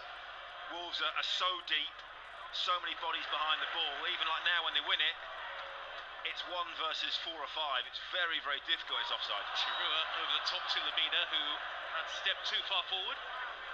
It's very, very difficult for them to get out. And of course that just means wave after wave of attack. And it would be no win in 6 for Wolverhampton Wanderers. Gary O'Neill did say, in fairness, in the build-up to this game, that Hee-Chan Wang would only be able to play about 45 minutes, and so it has proven with the substitution early in the second half, but it has hurt Wolves. Jesus through the middle towards Havertz for Arsenal. Good interception by Santi Bueno, who rolls it back to the green-clad goalkeeper Jose Sarr. Quite a gap between the stands and the technical areas here. Gary O'Neill, a lone figure on the edge of his technical area. Mikel Arteta about 10 yards to the left. Arsenal lead by a goal to nil. Square pass by Havertz to Ødegaard. On to Saka now. Right hand edge of the penalty area. Saka trying to dart beyond Hugo Bueno. Right-footed delivery headed away by Matt Doherty for Wolves. Now Jesus picks up the loose ball for Arsenal. The angle against him into the area. Pokes it back to the edge of the box. Rice got the call to hold on to it, and then a deflected effort from Jesus, and then a hook clearance over his own shoulder by João Gomes, the header by Lamina. Wolves can't get a foothold. That's a foul by Lamina on Kivior. No, I don't think it is. I think the referee stops because he thinks it's a head injury. I'm not sure he's going to give this as a foul. I don't think he should. I think it's just the coming together. Well, Paul Tierney has certainly stopped the game, but I think it will be an Arsenal free kick, Danny, judging by the way that Ødegaard and Rice are standing over the ball. Wolves don't feel it should be given. No, I don't. Both players challenged for the ball. They clash in the air. Simple as that. No malice. They're both looking at the ball. There's a bit of contact. A couple of Gary O'Neill's assistants went across to have words with the fourth official. I think Ian Birchnall is the man down there speaking to the fourth official, but it won't change the decision. Free kick to Arsenal, midway inside the Wolves half, left of centre and about 15 yards infield. We have had nearly an hour at Molineux now, a ground where Arsenal generally have a very good record in the Premier League. Odegaard, who's scored here before, stands over the free kick. Gabriel is among those forward. So too Kivior and Saliba. Hoisted in by Ødegaard, headed away in front of Havertz. Comes back towards Gabriel Jesus. Thundered clear by Traore for Wolves. High up into the air, but it's attack v defence virtually at the moment. Wolves cannot get hold of possession, and a high boot from João Gomez. A foul on Jesus this time. And again, it's a free kick to Arsenal, who are totally dominant in terms of possession, territory, and they lead 1-0. I mean, it catches him just on the nose. He's gone down like Wilder's given him a right hook. He's floored. I mean, but it is a free kick. That's a free kick. But the problem we're getting is, right, what was supposed to happen is players get a little bit of time. Yeah. And if they go off, they have to stay off the pitch for 30 seconds. All that's happening is they're staying down for 30, 40, 50 seconds on the pitch and delaying the game that way. We've just seen it. Two Arsenal players, they've not had, none of them had treatment. How hurt can you be? Well, he's back up now. Well, there you go. So it's like he's just been kicked in the face. He's not that hurt because he's got up and carried on. Well, it is a debate, and Arsenal take the free kick with Rice out to the wide right position and Saka. Either you want treatment immediately or you don't. That's the way it should be. And there was a delay, and here is Odegaard from 25 yards, low shot, well wide. Arsenal have got to be careful with all of the dominance that they have shown, that they don't potentially leave themselves vulnerable. It's Wolves 0, Arsenal 1 on TalkSport with Now. Don't forget, with Now you can stream all the Sky Sports action like Wolves against Arsenal live right now, contract free with the Now membership. Search Now Sports. The subs benches: Arsenal, Ramsdale, Partey, Smithrowe, Martinelli, Nketiah, Jorginho, Vieira, Nelson and Zinchenko. And for Wolves, the remaining subs: Bentley, Aït-Nouri and Sarabia are the senior players. Then teenagers: Holtman, Barnett, Ojinaka, Nathan Fraser and Wes Okudua, 15 years of age, on the Wolves bench tonight. The only problem that Arsenal might have is when you're so dominant, concentration becomes an issue. You become a little bit complacent, thinking, oh, okay, we don't have to worry about Wolves going forward. We don't have to worry about anything because there's no real threat. And all of a sudden, bang, you can find yourselves at 1-1. Now Hugo Bueno's gone down in what is rapidly becoming a stop-start second half. Referee goes across towards the far side. The Steve Bull stand on the ground. 4 separate stands here at Molineux. Two sides are relatively similar, but the ends are quite distinct. And away to our right, the end towards which Wolves are attacking in the second half, that single-tiered stand. There are Wolves fans jumping up and down, trying to create an atmosphere, and clearly well aware that the team on the field are giving everything that they've got. Wolves, who still got to play Manchester City and Liverpool away from home. Who knows, they could have a say in the title race yet, even tonight. But it's Arsenal who lead 1-0. 63 minutes gone. Arsenal now with Trossard in the left wing position. Kivior on the overlap. Trossard nudges it infield into the penalty area. Stretching to send it clear is Santi Bueno. And then down by the corner flag, João Gomez does very well. Deft touch, silky footwork to poke it off the shin of Trossard. And when Wolves a goal kick. Gary O'Neill, he's in his technical area again, Danny, issuing instructions. How do Wolves try and get a foothold in the game? It's very, very difficult. You know, Arsenal are player for player better. You know, simple as that. So he's got to remain compact. He's got to keep working hard, keep their concentration, stay in the game, and hope they get that one chance, a couple of half chances where it might be a set piece or a breakaway, something like that. It's difficult. But what I like about him, as Arsenal break down the right with Saka down by the dead ball line, cuts it back to Ødegaard. Ødegaard managing not to really find any space on the edge of the penalty area. Wolves have crowded them out, but a heavy touch from Traore has seen Rice win it back. He's dinked it over the top to Ben White with a first-time cross, and right on the dead ball line. Had to be very cute with that attempted delivery, and it's gone into the side netting, Danny. He coaches like he's a player on the sidelines. He runs up, you know, he he runs up like the technical area to put the squeeze on, and then he'll put his hands out and sort of put everybody stop. You know, he's very, he gesticulates very, very well in what he's trying to get across, and that's clearly, you know, for such a young manager, getting that across to his players, I think he's done exceptionally well. He's watching on here with his team still in the game, and only a goal to nil down. João Gomez on the halfway line. Just watch his hand movements. You can almost, it's almost like he's out there playing midfield and sat there and directing, pointing, telling his players what to do. Two midfielders who will have played together in their time as Premier League players in the past, Arteta and O'Neill. Look at White. Look, they probably can't hear a thing or see anything that he's doing. Long ball over the top by Doyle, and then Saliba and Chirua tangled. Chirua, I think, was the first to go to ground, maybe a tangle of legs, nothing given by the referee. The Bournemouth boss, Andoni Iraola, is among the watching spectators. Wolves host Bournemouth here on Wednesday evening. That'll be live on the TalkSport app. By the way, Thursday, we'll bring you Manchester City's next game, away at Brighton. That's live on TalkSport. So Arsenal could, in theory, if they win tonight and they win again on Tuesday against Chelsea live on TalkSport, they could establish a 4-point lead over Manchester City, though, of course, Liverpool have got games to play as well. But that's what they have to do. Now, I played in games when we were involved in UEFA Cup, Thursday nights, Thursday Sundays, and Champions League, sort of, you know, either season of that, where there is always a discrepancy of when teams play, and you're playing catch up or you're ahead. And it's difficult. All you can do is keep winning and put pressure on the opposition. Wolves 0, Arsenal 1 it remains. And for once, we're looking to our right-hand side, where the Arsenal goal is. Arsenal I feel a bit lost. Kivior from the left-back position. It's been all Arsenal from right to left, but Wolves are combative and working very hard. And actually very well coached by O'Neill. Look how finishing Wolves are off the ball. But when you don't kill the game off, when you don't score that second goal, you're always vulnerable. Here come Wolves with Lamina, right wing position. Arsenal with plenty of red and white shirts back behind the ball. Give the latest odds from Betfair, the official betting partner of TalkSport's Premier League coverage right now. Wolves 60 to 1 to win, the draw 17 to 2. Arsenal 14 to 1 on to win. And Betfair are paying out winning bets at 90 minutes with 90-minute payout. That applies to match odds 90 market, or markets with the 90 icon. Wolves with goalkeeper Jose Sarr, very nearly giving it away, trying to play out from the back towards Havertz.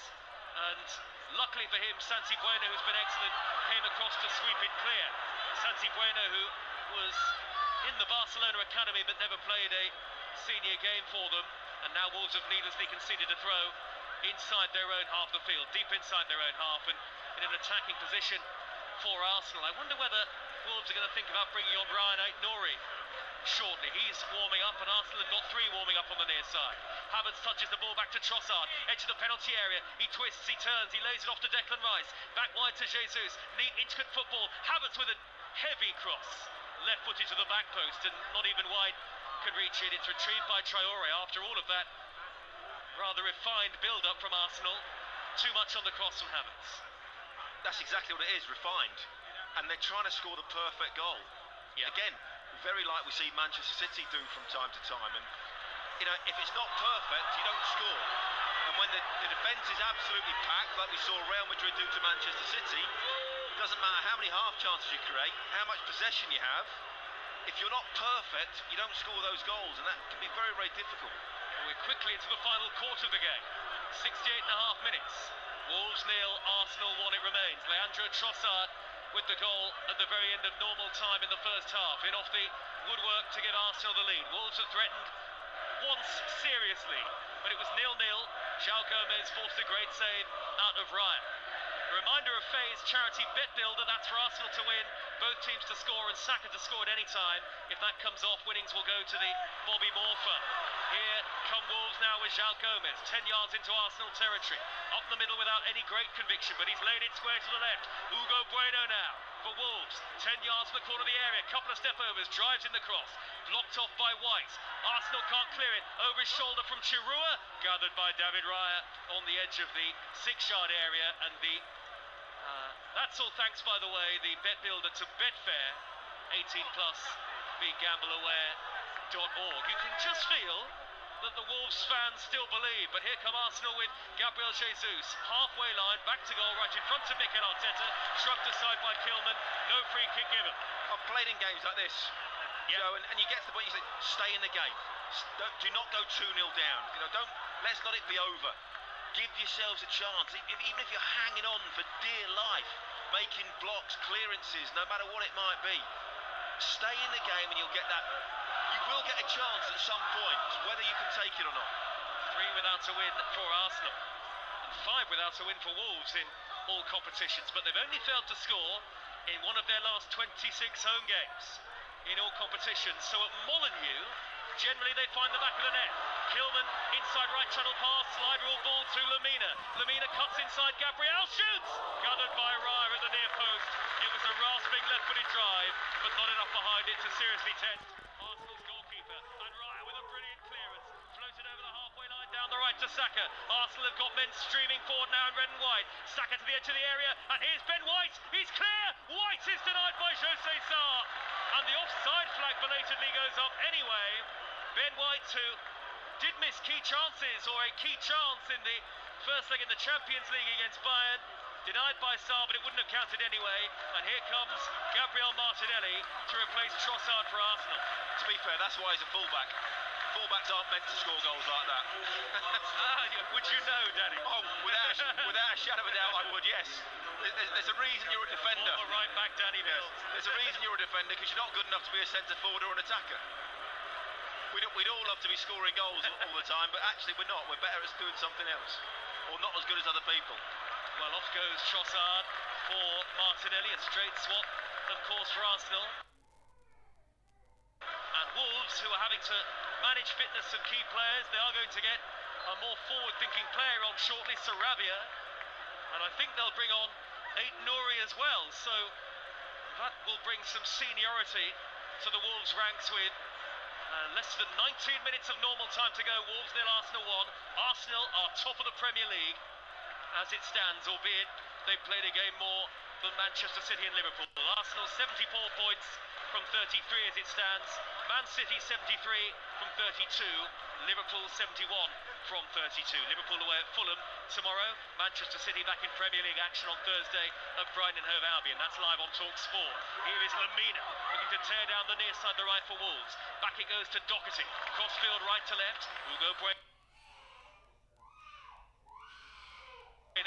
Left of the centre circle under pressure from Saka. Had to pop it back to Totti. Arsenal continue their run at the moment without conceding an away goal. Well over 500 minutes of football now. And here is Kilman for Wolves, who in attack have been quite pedestrian, but maybe that's understandable given the lack of options up front. Nobody looks convincing for Wolves through the middle because there isn't a centre forward on the pitch. It's as simple as that. And even Sarabia really is not a number 9, but he is a more forward-thinking player. He's about to come on with Aït-Nouri. Doyle in the centre circle on loan from Manchester City. Square ball to Kilman. Wolves on the attack. 17 minutes left, plus added time. Arsenal fans watch on nervously on the far side of the field. Mikel Arteta with his arms folded. This game is not done yet because it's only 1-0. Here is Doyle for Wolves again. He's about 40 yards out, more than that, long way from goal. Arsenal with everybody back behind the ball at the moment. Doherty, infield from the right, poor pass, intercepted by Gabriel Jesus, who will roll it back to Kivior. Kivior just having to be careful. Back pass to Raya. Raya classes the ball high up into the dark evening sky. Clever flick by Havertz under pressure from Santi Bueno, but Totti's there to mop up in front of bukayo Saka. Wolves finally in the second half having a good spell of possession. Yeah, they are. They're starting to dominate. Just get a little feel for it. Doyle has crossed the halfway line. You can hear the Wolves fans packed in behind us to the left and right in the commentary position, and indeed in the lower tier below us as well. Kilman on the halfway line. Square ball to Totti. Sports Bar Weekender comes once we're done here. 03717 223344 to speak to Adam Catchell and Bioac in Fenwa. Make sure you download our TalkSport app as well between now and the end of the season. The swipe between the stations at your leisure. Here's Doherty, right hand edge of the area, deflected cross off Kivior. It's a Wolverhampton Wanderers corner, away to our right. I tell you, I think it's done well. Doyle has done very well in the centre of the midfield in that holding role. Young player, has never shied away from anything. He's looked to get on the ball, he's made things happen, he's made things tick. Here come the changes, and it's the end of his first Wolves start for Tawanda Chirua, who gets a standing ovation, replaced by the much more experienced Spaniard Sarabia, and Nouri, who's been luckless with injury recently as well, is going to replace Matt Doherty. So, as I say, a bit more seniority in the Wolves ranks, and here comes Sarabia across to take the corner. First touch in front of that bank of Wolves fans, the massed thousands behind the goal to the right. Here at Molineux, Arsenal lead by a goal to nil. There are 15 minutes left. It's Sarabia with the in-swing delivery into the six-yard box, hit it away in front of Santi Bueno. It's dropped down to Traore on the edge of the D. Traore with a rasping shot. It's well wide in the end. He was off balance when he hit it. Well wide and a bit further, unfortunately. He was leaning backwards, never really got his foot wrapped around it. Plenty of power, but yeah, 25 yards wide in the end. Big wins in the Premier League today for Brentford at Luton, who are still in the bottom three. Burnley, who are they mounting a great escape? 4-1 at Sheffield United. Manchester City 1, Chelsea 0 in the FA Cup semi-final. Bernardo Silva with the goal. Great day for Leicester in the Championship. Tough day for Fleetwood and Port Vale, relegated out of League One. And Chelsea's women beat Barcelona in the first leg of their Champions League semi-final. Arsenal are going top of the Premier League as it stands, with Kai Havertz in possession. Square ball to the on-rushing Rice. He's 10 yards forward at the centre circle. Quickly on to Saka. Arsenal moving it quickly. Corner of the area. Saka's cross. Havertz with a header. Blocked off. Chested down by Kilman, who's able to hammer it away right-footed. Up to the near side of the field. Martinelli. Neat little touch back to Declan Rice. Rice with great authority feeds Martinelli again. Scampers infield and then overhits his crossfield ball left to right, but White will trot across and keep it in play in front of the Arsenal fans. And now here is Rice and Saliba with all of their composure and poise for Arsenal inside the centre circle. And into now the last 13 minutes plus added time. Saliba in the centre circle again. Square ball out to White, who hoists it high down the right wing position. Headed infield by Saka. Kilman's there with the interceptor captain. Back to Jose Sarri. Bobbled in front of him, that back pass to the goalkeeper. Slice clearance high up into the sky. Arsenal there to retrieve possession back. Wolves 0, Arsenal 1 on TalkSport with Enterprise Rent-A-Car. Whatever the mission, home or away, Enterprise helps over 120,000 people every day. Interestingly, Danny Mills, there is a bit of jeopardy in the game, but if Arsenal get the second, that will be that. And that's what they've got to do. We talked about that earlier. If you don't kill the game off, if you don't get that second goal, you're always vulnerable to a mistake, a poor refereeing decision, a wonder goal. Anything like that can happen. You know, it's very, very dangerous to keep this at 1-0. Odegaard through to Gabriel Jesus. He's blocked off by Kilman. Good work by Kilman. Fabulous tackle.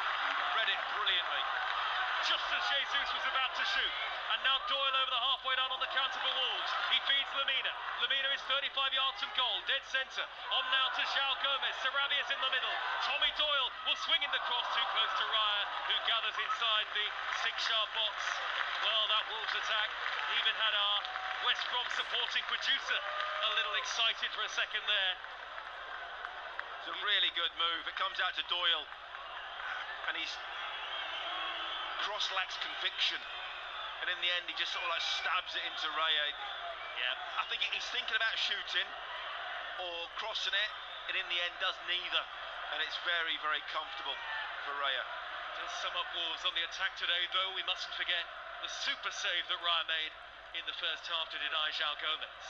Forward by Kivior up the left, intercepted by Ryan Aït-Nouri, who charges forward, being tugged back by Havertz, but Aït-Nouri has run 40 yards to the corner of the penalty area here. He's beyond Kivior too. He scampered into the 6-yard box.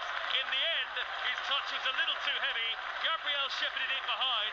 Gabriel, understandably furious, looking at Havertz and telling him he should do much better in so many words, because Aït-Nouri there, Danny, went from just shy of the halfway line to the corner of the 6-yard box. I thought we were going to see an absolute wonder goal for a moment. Be absolutely superb. I thought we were going to see it with that beard. I was waiting for a Ricky Villa moment. You know, chopping one way, then the other. It is FA Cup day after all. It is. As Gabriel Gabriel Jesus goes off, and here comes Thomas Partey. Well, that's just shoring things up, isn't it? That's just going, you know what? We're under a little bit of pressure. I just want to make sure that we do not concede in this game. Jesus, who started in the central area, but has rotated. Here comes Partey, affected this season, of course, because of thigh and hamstring injuries, but he will take his place in front of the Arsenal back four. A high five from the captain, Odegaard. And it's evenings like this where sometimes Premier League title wins are made, difficult matches which Arsenal have to try and get through in the 6 remaining games, including this one, if they are to beat Manchester City and Liverpool to the title. Of course, City will still have it in their hands, but Arsenal will be a point clear at the top as it stands. Well, no one remembers how teams played in the last 5-6 games of the season. Yep. They'll remember the results. They'll remember the wonder goals. We all remember Vincent Kompany scoring an absolute wonder goal against Leicester. City were poor in that game and really struggling. It took, Vincent Kompany with an absolute screamer, to win that for them. So at this stage of the season, it's not about performances so much. It's just about getting results, grinding out. Players are tired. They are starting to get fatigued at this stage of the season. Equally, obviously, for both teams. So you just have to get through it, get that win. Saliba back to David Raya, who clears the ball out towards the left-back position. It evades both Kivior and Martinelli. Wolves win a throw right in front of the home dugout, just to the right of the halfway line. Arsenal looking to become the first team since the 2014-15 season to keep 6 successive clean sheets away from home in the Premier League. They lead by a goal to nil to Arsenal in the 82nd minute. Can barely afford any slip-ups now in the Premier League title race. A Wolves goal here would have big consequences. Kilman's ball right through the middle low along the ground, intercepted by Gabriel before it could reach Sarabia. And this is what happens, because Wolves have hung in, because they've dug in, they've rode their luck on 2 or 3 occasions. Suddenly now they're thinking, right, last 10 minutes, we can go for it. We don't mind if we lose 2-0, but actually let's have a real good go now and get back in the game. Gary O'Neill, I think, has been clever with the way that he... We're sorry, this commentary is not available in your country. Please visit talksport.com/commentaries to hear an alternative stream or listen to TalkSport 2 for even more live sport. TalkSport has so much sport, we're running out of radio to play it. In fact, we've got enough rugby, cricket, horse racing, boxing, motor racing and golf for an entire other radio station. And the thrilling games continue. The prodigal son of all radio stations is on the air. TalkSport 2, because sport never stops. There ain't no stopping it now. Get set for more live sport, more incisive pundit comment and opinion, and more Andrew McKenna. Thank you very much. That'll do. Sport radio that hits you for 6. TalkSport 2. Well, that's what ball, and he's bowled him. He's dragged it back onto the stumps. Hard-tackling live Super League action. Strong and hard and made of steel. Live commentary of the UEFA Champions League. Champions of Europe again. Live Aviva Premiership Rugby. They must surely score. Golf coverage that's perfectly pitched. We're not allowed to cry on radio. We're supposed to be tough. Serving up live ATP Master Series tennis. And Andy Murray, with his head in his hands, goes to congratulate Novak Djokovic. I'm so happy. TalkSport 2. Live international football. What a goal! Get in the ring. Go the distance. TalkSport 2. And Fury's got it. A unanimous decision. If you can kick it, hit it, roll it, Pass it. putt it, pot it, or catch it. You'll find it right here on TalkSport 2. The prodigal son of all radio stations is on the air. Can they make it 2? TalkSport 2, because sport never stops. We're sorry, this commentary is not available in your country. Please visit talksport.com/commentaries to hear an alternative stream or listen to TalkSport 2 for even more live sport. TalkSport has so much sport, we're running out of radio to play it. In fact, we've got enough rugby, cricket, horse racing, boxing, motor racing and golf for an entire other radio station. And the thrilling games continue. The prodigal son of all radio stations is on the air. TalkSport 2, because sport never stops. There ain't no stopping it now. Get set for more live sport, more incisive pundit comment and opinion, and more Andrew McKenna. Thank you very much. Sport radio that hits you for 6. Talk Sport 2. Oh, that's what ball, and he's got him. He's dragged it back onto the stumps. Hard tackling live. Super League action. Strong and hard and made of steel. Live commentary of the UEFA Champions League. Champions of Europe again. Live Aviva Premiership Rugby. They must surely score. Golf coverage that's perfectly pitched. We're not allowed to cry on radio. We're supposed to be tough. Serving up live ATP Masters Series tennis. And Andy Murray, with his head in his hands, goes to congratulate Novak Djokovic. I'm so happy. Talk Sport 2. Live international football. What a goal! Get in the ring. Go the distance. Talk Sport 2. And Fury's got it. A unanimous decision. If you can kick it, hit it, bowl it, Cross it. hot it, hot it, or catch it. You'll find it right here on Talk Sport 2. The prodigal son of all radio stations is on the air. Can they make it two? Talk Sport 2, because sport never stops. We're sorry, this commentary is not available in your country. Please visit talksport.com/commentaries to hear an alternative stream or listen to TalkSport 2 for even more live sport. TalkSport has so much sport, we're running out of radio to play it.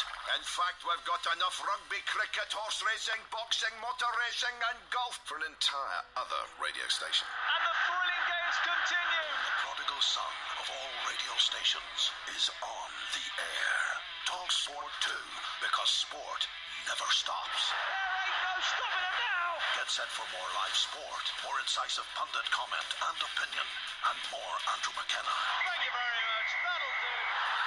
Sport radio that hits you for 6. Talk Sport 2. Oh, that's what ball, and he's got him. He's dragged it back onto the stumps. Hard tackling live. Super League action. Strong and hard and made of steel. Live commentary of the UEFA Champions League. Champions of Europe again. Live Aviva Premiership Rugby. They must surely score. Golf coverage that's perfectly pitched. We're not allowed to cry on radio. We're supposed to be tough. Serving up live ATP Masters Series tennis. And Andy Murray, with his head in his hands, goes to congratulate Novak Djokovic. I'm so happy. Talk Sport 2. Live international football. What a goal! Get in the ring. Go the distance. Talk Sport 2. And Fury's got it. A unanimous decision. If you can kick it, hit it, bowl it, Cross it. hot it, hot it, or catch it. You'll find it right here on Talk Sport 2. The prodigal son of all radio stations is on the air. Can they make it two? Talk Sport 2, because sport never stops. We're sorry, this commentary is not available in your country. Please visit talksport.com/commentaries to hear an alternative stream or listen to TalkSport 2 for even more live sport. TalkSport has so much sport, we're running out of radio to play it. In fact, we've got enough rugby, cricket, horse racing, boxing, motor racing and golf For an entire other radio station. And the thrilling games continue. The prodigal son of all radio stations is on the air. Talk Sport 2, because sport never stops. There ain't no stopping it now. Get set for more live sport, more incisive pundit comment and opinion, and more Andrew McKenna. Thank you very much. That'll do. Sport radio that hits you for 6. Talk Sport 2. Oh, that's what ball, and he's got him. He's dragged it back onto the stumps. Hard tackling live. Super League action. Strong and hard and made of steel. Live commentary of the UEFA Champions League. Champions of Europe again. Live Aviva Premiership Rugby. They must surely score. Golf coverage that's perfectly pitched. We're not allowed to cry on radio. We're supposed to be tough. Serving up live ATP Masters Series tennis. And Andy Murray, with his head in his hands, goes to congratulate Novak Djokovic. I'm so happy. Talk Sport 2. Live international football. What a goal! Get in the ring. Go the distance. Talk Sport 2. And Fury's got it. A unanimous decision. If you can kick it, hit it, bowl it, Cross it. hot it, hot it, or catch it. You'll find it right here on Talk Sport 2. The prodigal son of all radio stations is on the air. Can they make it two? Talk Sport 2, because sport never stops. We're sorry, this commentary is not available in your country. Please visit talksport.com/commentaries to hear an alternative stream or listen to TalkSport 2 for even more live sport. TalkSport has so much sport, we're running out of radio to play it. In fact, we've got enough rugby, cricket, horse racing, boxing, motor racing and golf for an entire other radio station. And the thrilling games continue. The prodigal son of all radio stations is on the air. TalkSport 2, because sport never stops. There ain't no stopping it now. Get set for more live sport, more incisive pundit comment and opinion, and more Andrew McKenna. Thank you very much. That'll do. Sport radio that hits you for 6. TalkSport 2. Well, that's what ball and he's bowled him. He's dragged it back onto the stumps. Hard tackling live. Super League action. Strong and hard and made of steel. Live commentary of the UEFA Champions League. Champions of Europe again. Live Aviva Premiership Rugby. They must surely score. Golf coverage that's perfectly pitched. We're not allowed to cry on radio. We're supposed to be tough. Serving up live ATP Master Series tennis. And Andy Murray, with his head in his hands, goes to congratulate Novak Djokovic. I'm so happy. TalkSport 2. Live international football. What a goal! Get in the ring. Go the distance. TalkSport 2. And Fury's got it. A unanimous decision. If you can kick it, hit it, bowl it, Pass it. hot it, hot it, or catch it. You'll find it right here on TalkSport 2. The prodigal son of all radio stations is on the air. Can they make it two? TalkSport 2, because sport never stops. We're sorry, this commentary is not available in your country. Please visit talksport.com/commentaries to hear an alternative stream or listen to TalkSport 2 for even more live sport. TalkSport has so much sport, we're running out of radio to play it. In fact, we've got enough rugby, cricket, horse racing, boxing, motor racing and golf for an entire other radio station. And the thrilling games continue. The prodigal son of all radio stations is on the air. TalkSport 2, because sport never stops. There ain't no stopping it now. Get set for more live sport, more incisive pundit comment and opinion, and more Andrew McKenna. Thank you very much. That'll do. Sport radio that hits you for 6. TalkSport 2. Well, that's what bowled and he's bowled him. He's dragged it back onto the stumps. Hard tackling live. Super League action. Strong and hard and made of steel. Live commentary of the UEFA Champions League. Champions of Europe again. Live Aviva Premiership Rugby. They must surely score. Golf coverage that's perfectly pitched. We're not allowed to cry on radio. We're supposed to be tough. Serving up live ATP Master Series tennis. And Andy Murray, with his head in his hands, goes to congratulate Novak Djokovic. I'm so happy. TalkSport 2. Live international football. What a goal! Get in the ring. Go the distance. TalkSport 2. And Fury's got it. A unanimous decision. If you can kick it, hit it, bowl it, Pass it. hot it, hot it, or catch it. You'll find it right here on TalkSport 2. The prodigal son of all radio stations is on the air. Can they make it two? TalkSport 2, because sport never stops. We're sorry, this commentary is not available in your country. Please visit talksport.com/commentaries to hear an alternative stream or listen to TalkSport 2 for even more live sport. TalkSport has so much sport, we're running out of radio to play it. In fact, we've got enough rugby, cricket, horse racing, boxing, motor racing and golf for an entire other radio station. And the thrilling games continue. The prodigal son of all radio stations is on the air. TalkSport 2, because sport never stops. There ain't no stopping it now. Get set for more live sport, more incisive pundit comment and opinion, and more Andrew McKenna. Thank you very much. That'll do. Sport radio that hits you for 6. TalkSport 2. Well, that's what bowled and he's bowled him. He's dragged it back onto the stumps. Hard tackling live. Super League action. Strong and hard and made of steel. Live commentary of the UEFA Champions League. Champions of Europe again. Live Aviva Premiership Rugby. They must surely score. Golf coverage that's perfectly pitched. We're not allowed to cry on radio. We're supposed to be tough. Serving up live ATP Master Series tennis. And Andy Murray, with with his head in his hands, goes to congratulate Novak Djokovic. I'm so happy. Talk Sport 2. Live international football. What a goal! Get in the ring. Go the distance. Talk Sport 2. And Fury's got it. A unanimous decision. If you can kick it, hit it, bowl it, Pass it. hot it, hot it, or catch it. You'll find it right here on Talk Sport 2. The prodigal son of all radio stations is on the air.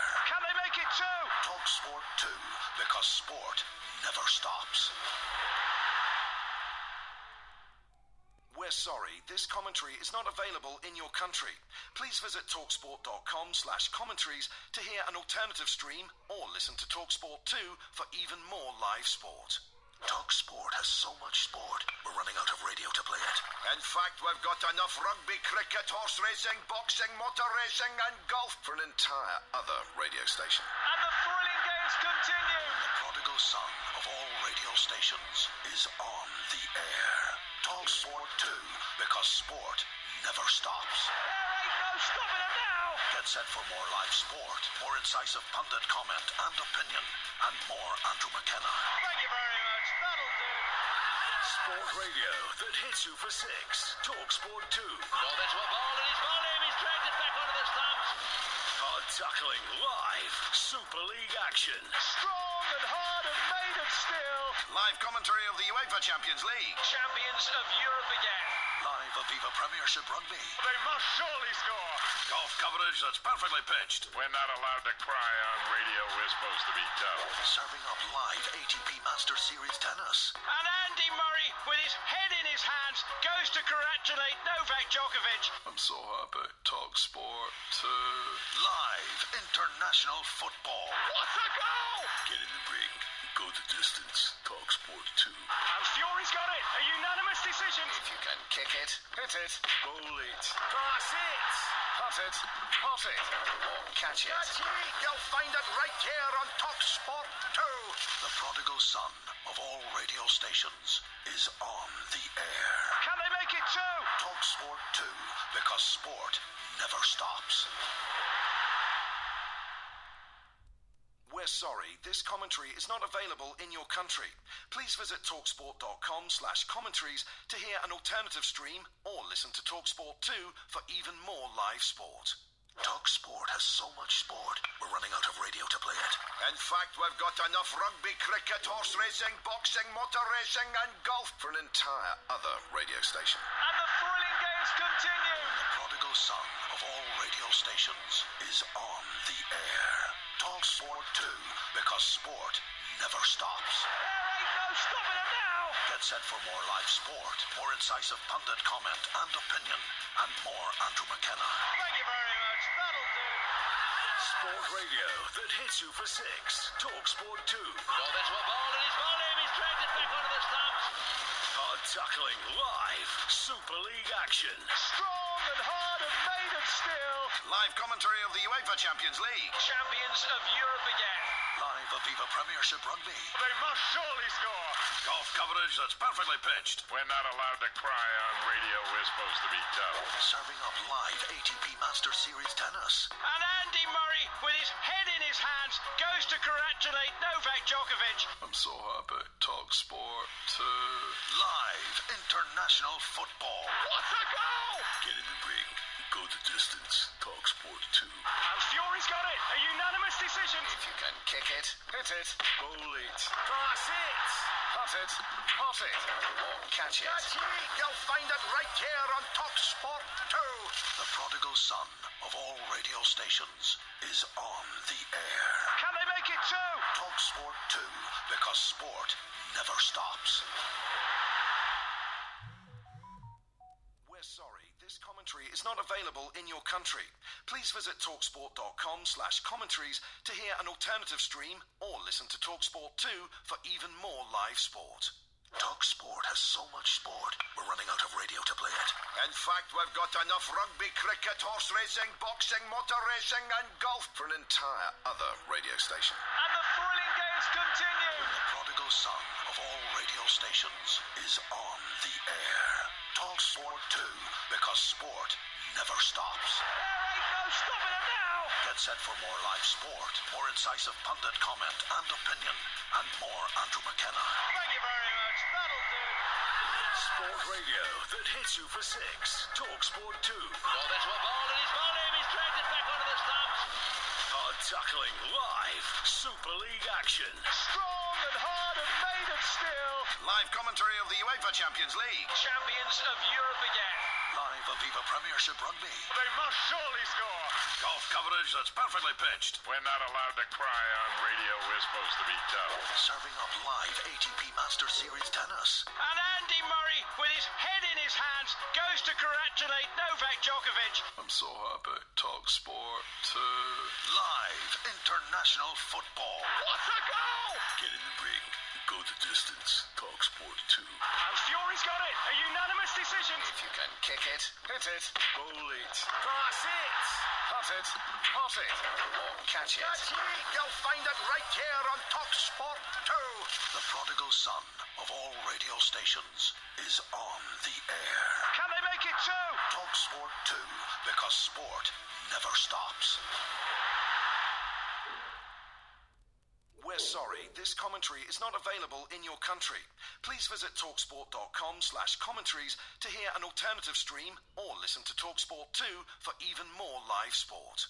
Talk Sport has so much sport, we're running out of radio to play it. In fact, we've got enough rugby, cricket, horse racing, boxing, motor racing and golf For an entire other radio station. And the thrilling games continue. The prodigal son of all radio stations is on the air. Talk Sport 2, because sport never stops. There ain't no stopping it now. Get set for more live sport, more incisive pundit comment and opinion, and more Andrew McKenna. Thank you very much. That'll do. Sport radio that hits you for 6. Talk Sport 2. Oh, that's what ball and he's bowled him. He's dragged it back onto the stumps.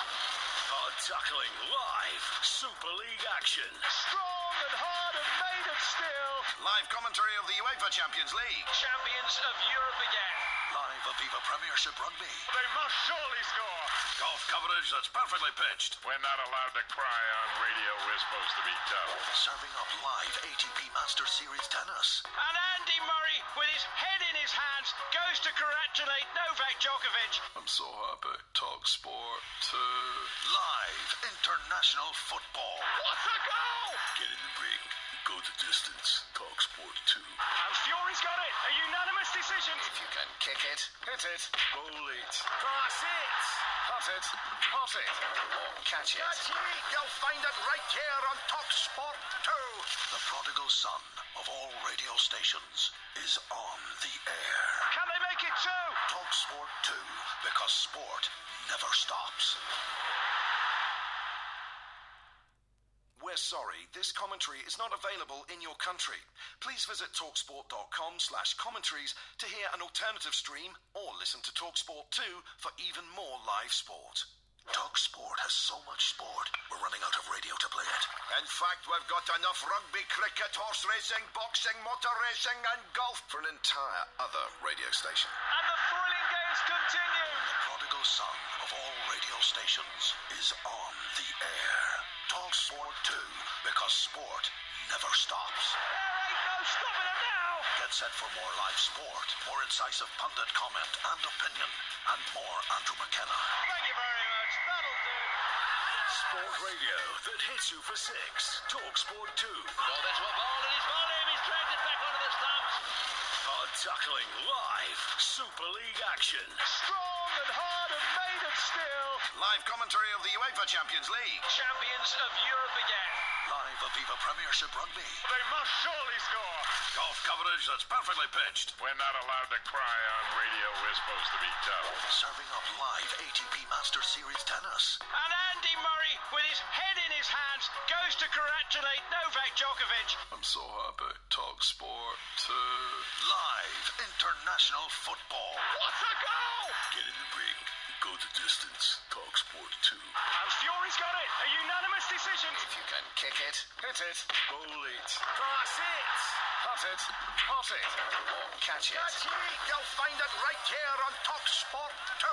The prodigal son of all radio stations is on the air. Can they make make it two? TalkSport 2, because sport never stops. We're sorry, this commentary is not available in your country. Please visit talksport.com/commentaries to hear an alternative stream or listen to TalkSport 2 for even more live sport. TalkSport has so much sport, we're running out of radio to play it.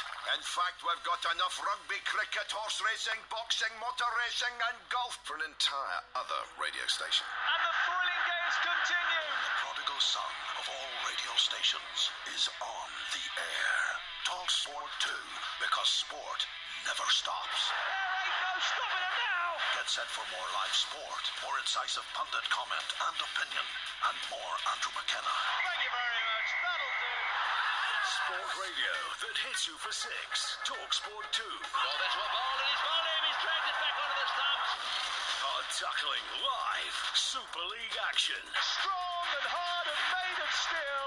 Live commentary of the UEFA Champions League. Champions of Europe again. Live Aviva Premiership Rugby. They must surely score.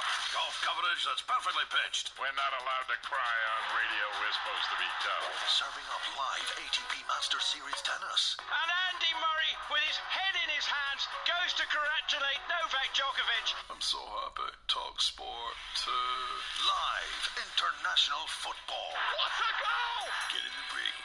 Go the distance. TalkSport 2. And Fury's got it. A unanimous decision. If you can kick it, hit it, Bowl it. Pass it. hot it, hot it, or catch it. Catch it. You'll find it right here on TalkSport 2. The prodigal son of all radio stations is on the air. Can they make it two? TalkSport 2, because sport never stops. We've got a van. Don't break your stride. Get to Screwfix for the latest offers on the brands you love. Like the next generation, more powerful, more compact Milwaukee 18-volt twin pack. It's new and exclusive to Screwfix at just $249.99. And get those lawns in order with the Titan grass trimmer, now only $49.99. A saving of £10. Shop now on the app at screwfix.com or in-store. Delivery fees may apply. Prices valid until at least 6th of May, subject to availability. See screwfix.com for full T's and C's. The football season is well and truly underway with Betfair. And if you're looking to get involved in all the action, then look no further. At Betfair, we've made it faster and easier to build your ACCA this football season. Celebrate this weekend with a completely free ACCA or Bet Builder on football. Betfair. Opt-in and previous deposit required. Max free bet varies from £1 to £10 per customer. Minimum odds of 1.5 on minimum one leg. T&Cs apply. 18 plus. BeGambleAware.org. We all fantasize about our perfect home. Watching the big game, cozied up in the snug. Another 7-0 win! Balmy summer nights with the kids playing on the lawn. We're playing real-life football! But come on, this isn't real. Listen, if you're serious about making your fantasy a reality, find out what your home is worth instantly with a free online valuation estimate. Get real about moving. Get on the market. Most common time to obtain an online quote between 1st of June 2022 and 30th of September 2022 is under 3 minutes. Excludes Northern Ireland. When the kids eat us out of house and home, we just eat groceries from Sainsbury's. Yeah, shopping's here! Give me one! It'll go! Taxis and that! Come on! When do they leave home? Get Sainsbury's, Asda and Co-op delivered for free. For groceries and everything else. Did somebody say just eat? Participating stores, a minimum spend applies. Other charges apply, subject to availability. See justeat.co.uk for details. Hope there won't be any VAR delays today. Heard that rumour about their striker. Can't wait to see what the pundits make of that booking. Looking forward to the match report on this one. When it comes to football, never miss a story. Get the best news, opinion, interviews and gossip at thesun.co.uk. For the football lowdown every day, it's thesun.co.uk. Uno is now available in McDonald's Happy Meal. So let's see who can shout Uno first. Bring it on. Yes. Ooh. No! A wild card! Right, Ah, yes, back in the game. Yes. Ooh, no! I draw one card. Ah! Uno. Better luck next time. Have fun with your Uno cards. Does that one count? Nope. Oh, some fun, some food. It's all inside this Happy Meal. Until 7th of May from 11 a.m. Includes one pre-selected book or toy. Uno range comprises toys only, while stocks last. Game day exclusive on TalkSport with Now. Stream the Premier League contract-free with a Now Sports Day or month membership. 18 plus. Stream via internet. Terms apply. It's football to the max. Into the corner, wonderful goal. Game day exclusive on TalkSport.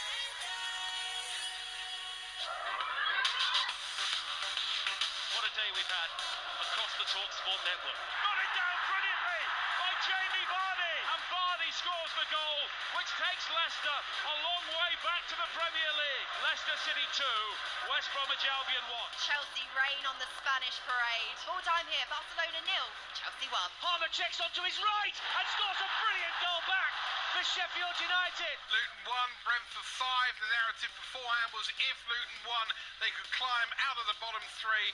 The narrative at the end is they look doomed now. Now Goodmanson!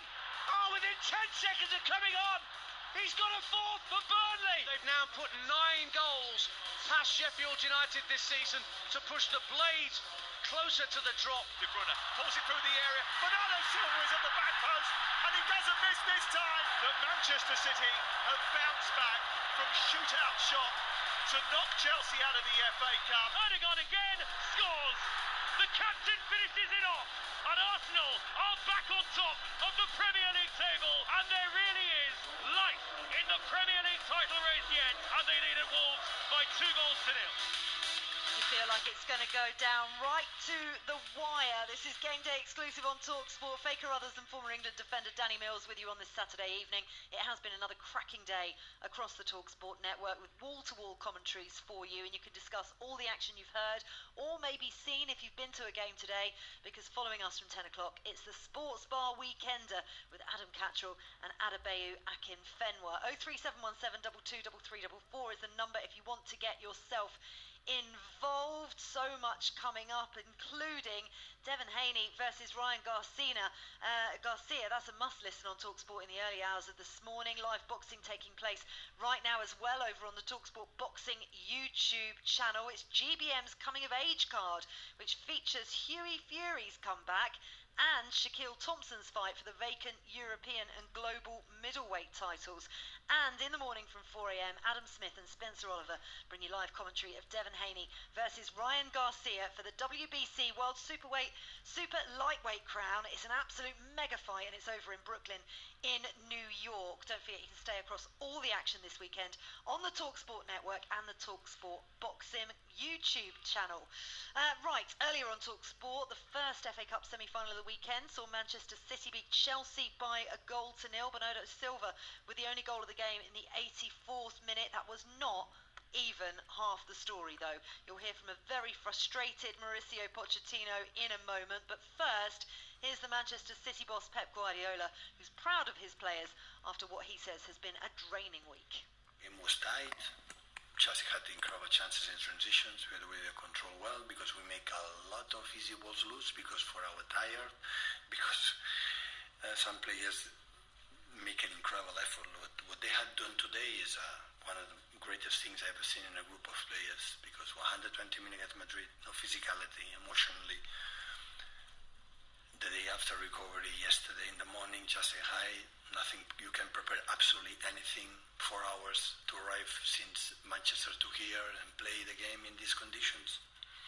I don't understand how we survive, but in the same time, we are very pleased, show again how we are, these players they are, and at the end of the season, we'll come back here to play against United or Coventry, the final of the FA Cup again. Pep Guardiola there speaking to TalkSport. Chelsea, though, were incensed on 55 minutes. They weren't awarded a penalty, despite Jack Grealish seemingly blocking a free kick with his arm. Here's the reaction of Chelsea head coach Mauricio Pochettino speaking to TalkSport's chief football correspondent Alex Crook. My opinion is why we have the VAR. I think I said to the referee, you need to go and check, because for me, I don't want to say nothing wrong. I think it was clear penalty, but. You spoken to the referee? Have you asked for any kind of explanation as to why it wasn't given? No, because for us it's easy because we can have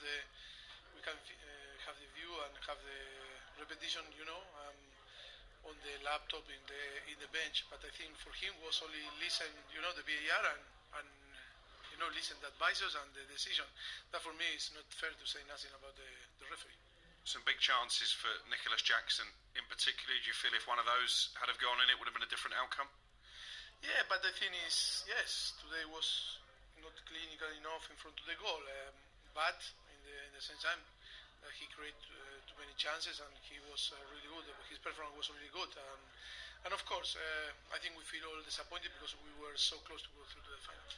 Cole Palmer looked like maybe he wasn't quite fully fit. Is there any kind of injury issue with him? No, we need to check, but hope no. I think he was tired, only tired.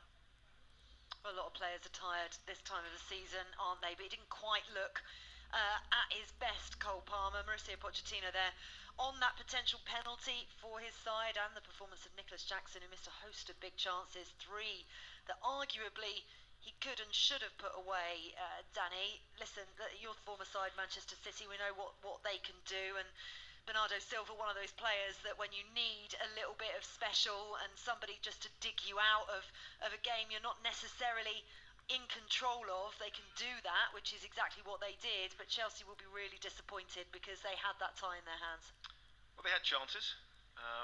Players miss chances, it happens. You just have to accept that. That's part and parcel of football. The decision for the penalty is ridiculous. The referees... I would like to know what the referee is looking at when that free kick is taken. What should he be looking at? What's the most important thing in football? The trajectory of the ball. The ball. End of story. So the referee has to be looking at the ball to see what that does. Now, he must see that hits Jack Grealish. The ball diverts dramatically. So, first and foremost, he has to give a corner, but he doesn't. And then you've got the issue is it a penalty? Now, the explanation that we've heard, he's moving his arm down to get out of the way of the ball. Well, the ball's underneath his arm.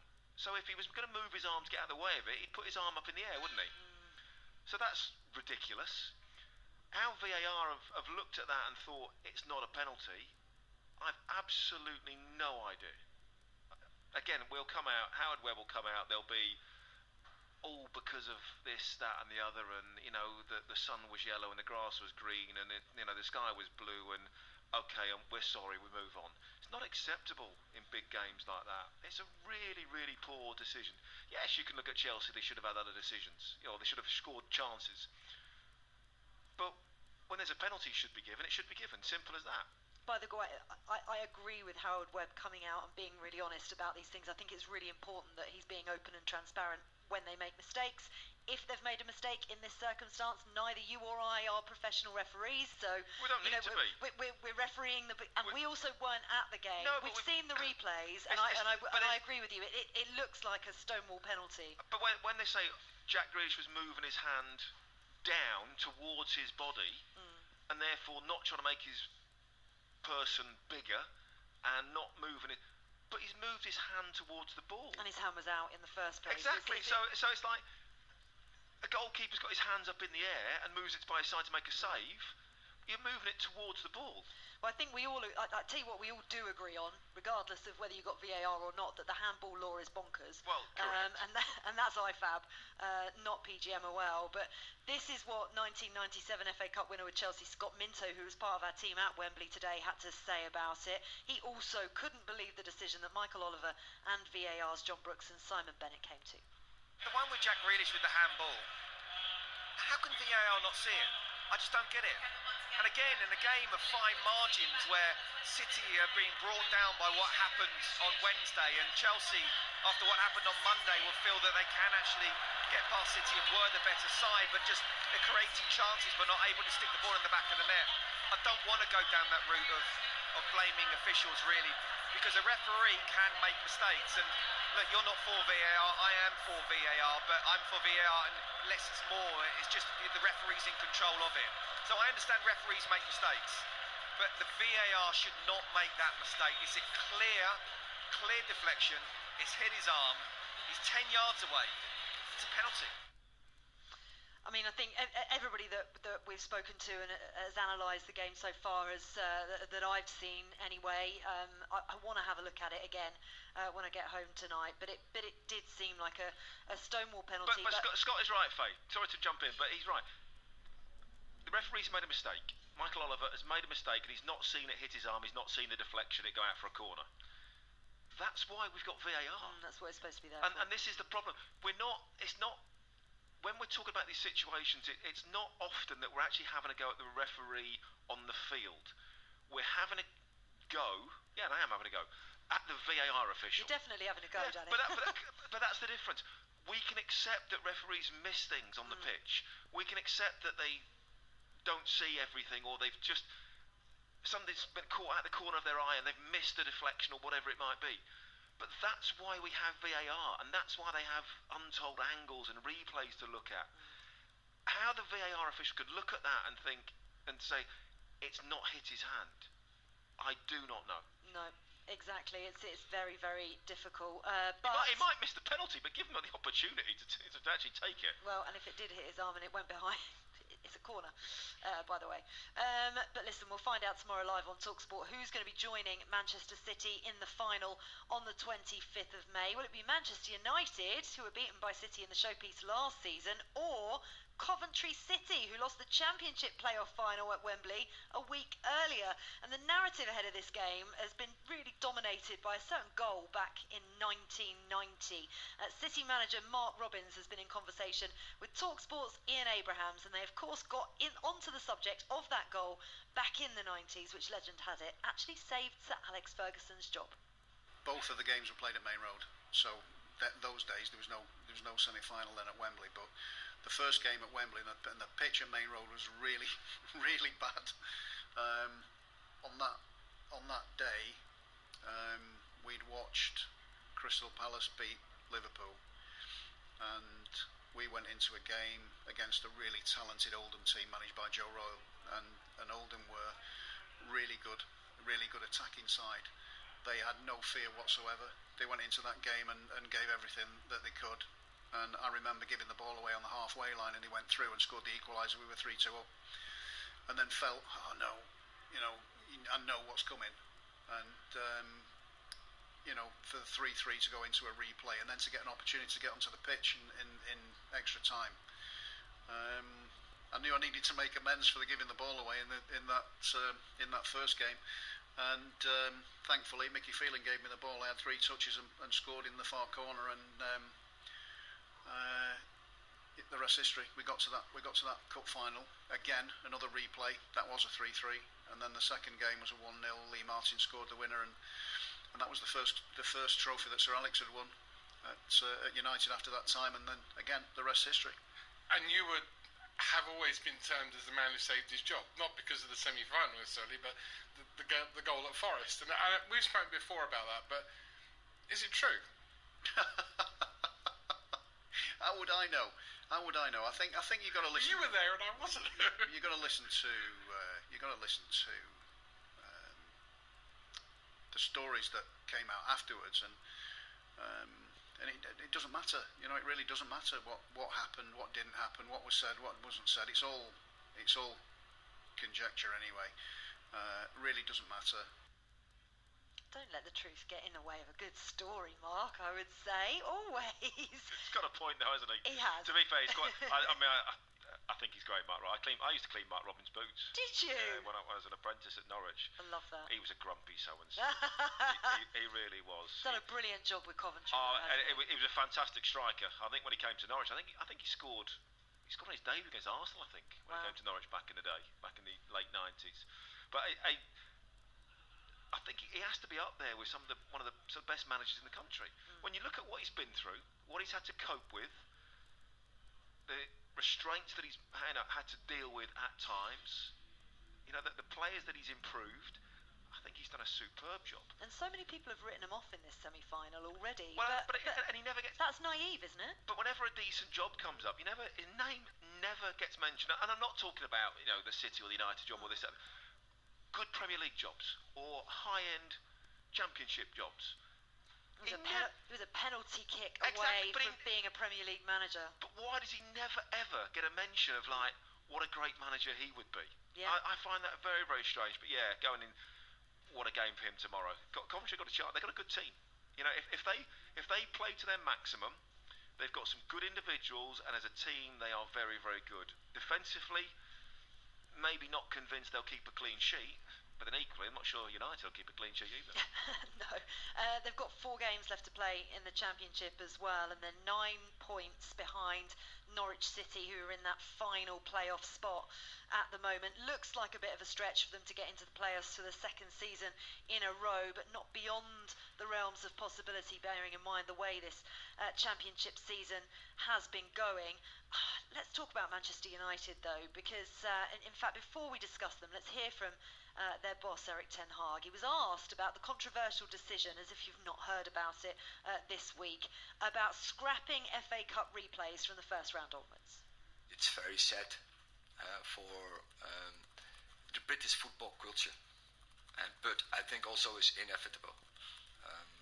And no one can do anything for it, and it's due to the overload in the schedule, and that's dictated by FIFA and UEFA, and also English.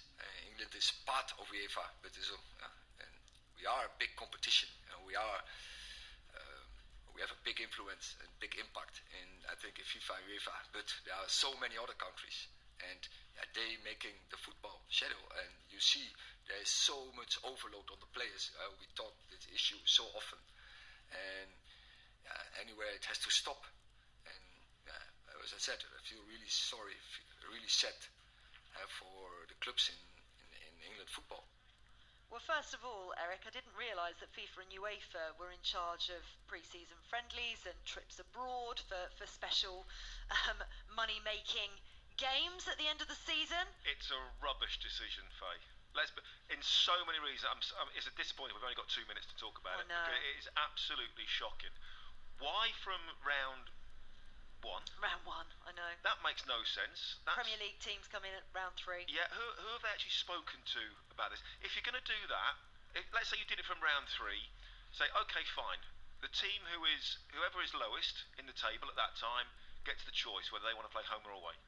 At least give them the opportunity to have that financial gain that you might lose out from getting a replay. You know, so that's one way of maybe just easing the pressure after round 3. All that's going to happen is you now create a slight space in the calendar. Well, that's now going to be a Club World Cup game, or another Champions League game, or another whatever game. There will be less games next season. But that's what Erik ten Hag is saying in terms of FIFA and UEFA. Yeah. That's fine. What's not fine is when managers talk, and we heard Pep Guardiola talking about it after the game with Chelsea earlier on, that his players were tired, and he has a point. They were in Champions League action. Why aren't they playing, for example, on Sunday instead of on Saturday? I get that, but if you're talking about the welfare of players, why are you then letting them go abroad? Like, you know, we know the teams that are going over to Australia 3 days after the season ends. Wherever you make a space in the calendar, somebody will fill it with something. So, including the clubs themselves. Of course, and this is what makes me angry, they like to blame all the other authorities for it, but at the same time, they're also making decisions which affect the health and welfare of their players. So if all these clubs think it's sad and wrong about English football, who was consulted on this? Who did the FA speak to about this? Well, this is the controversy, because if you read the EFL's very strongly worded statement that came out yesterday, they most certainly were not. Well, it sounds like Man United weren't consulted on it. And if Man United weren't, you would have to assume and guess and surmise that a lot of the Premier League clubs weren't consulted on that either. Well, the Premier League and the FA made the decision. But the Premier League, they don't come in till round 3. So why are they scrapping round 1 and 2 replays? Well, that's a lot of money for some of those clubs. Well, because they seem to have an influence on every single element of English football. Exactly. So, you know. Yeah, we don't have long enough to get into this. Well, exactly. FA have got a lot to answer for themselves since they sold their soul to the devil back in 30 years ago. Well, listen, TalkSport is the place to be. to air your views on what's happened this week with regard to FA Cup replays. This season, though, you know, the FA Cup has been absolutely fascinating in its format as it is. Manchester City are into the final. Who will they meet? We'll find out tomorrow. It's a 3:30 kickoff and it's live on TalkSport between Manchester United and Coventry. Danny, it's been a pleasure as always. Thank you very much. Enjoyed it. Thank you. I shall see you soon. Enjoy the Emirates on Tuesday. I won't be there. I will be listening. Don't you worry. I will be listening. Thanks for your company here at Molineux this evening. It finished Wolves 0, Arsenal 2. The Gunners back on the top of the Premier League table. Up next, it's the Sports Bar Weekender with Adam Cattrall and Adebayo Akinfenwa. Get in touch with them. 03717 223344 is the number to call. Game day exclusive on TalkSport with Now. Stream the Premier League contract free with a Now Sports Day or month membership. 18 plus. Stream via internet. Terms apply. Who are you going for in the racing today? The favourite. And tomorrow? The favourite. And the next day? The favourite. The Sun's horse racing pullout, The Favourite, is now in the paper 7 days a week. Yes, that's right. Every single day. Bringing you even more top tips, more form guides, more race cards, and all the colours and silks. Get your favourite pullout every day in the Sun, the home of racing. We all fantasize about our perfect home. Sipping a morning coffee out on the terrace. Good morning, Mr. Squirrel. Morning. The kids building a treehouse in the garden. I'm living my perfect childhood. But come on, this isn't real. Listen, if you're serious about making your fantasy a reality, find out what your home is worth instantly with a free online valuation estimate. Get real about moving. Get on the market. Most common time to obtain an online quote between 1st of June 2022 and 30th of September 2022 is under 3 minutes. Excludes Northern Ireland. Don't break your stride. Get to Screwfix for the latest offers on the brands you love. Like the new and exclusive limited edition DeWalt 100-year 18-volt combi drill with 4-amp-hour battery for just $119.99. And keep everything stacked and packed with a DeWalt T-Stack organizer.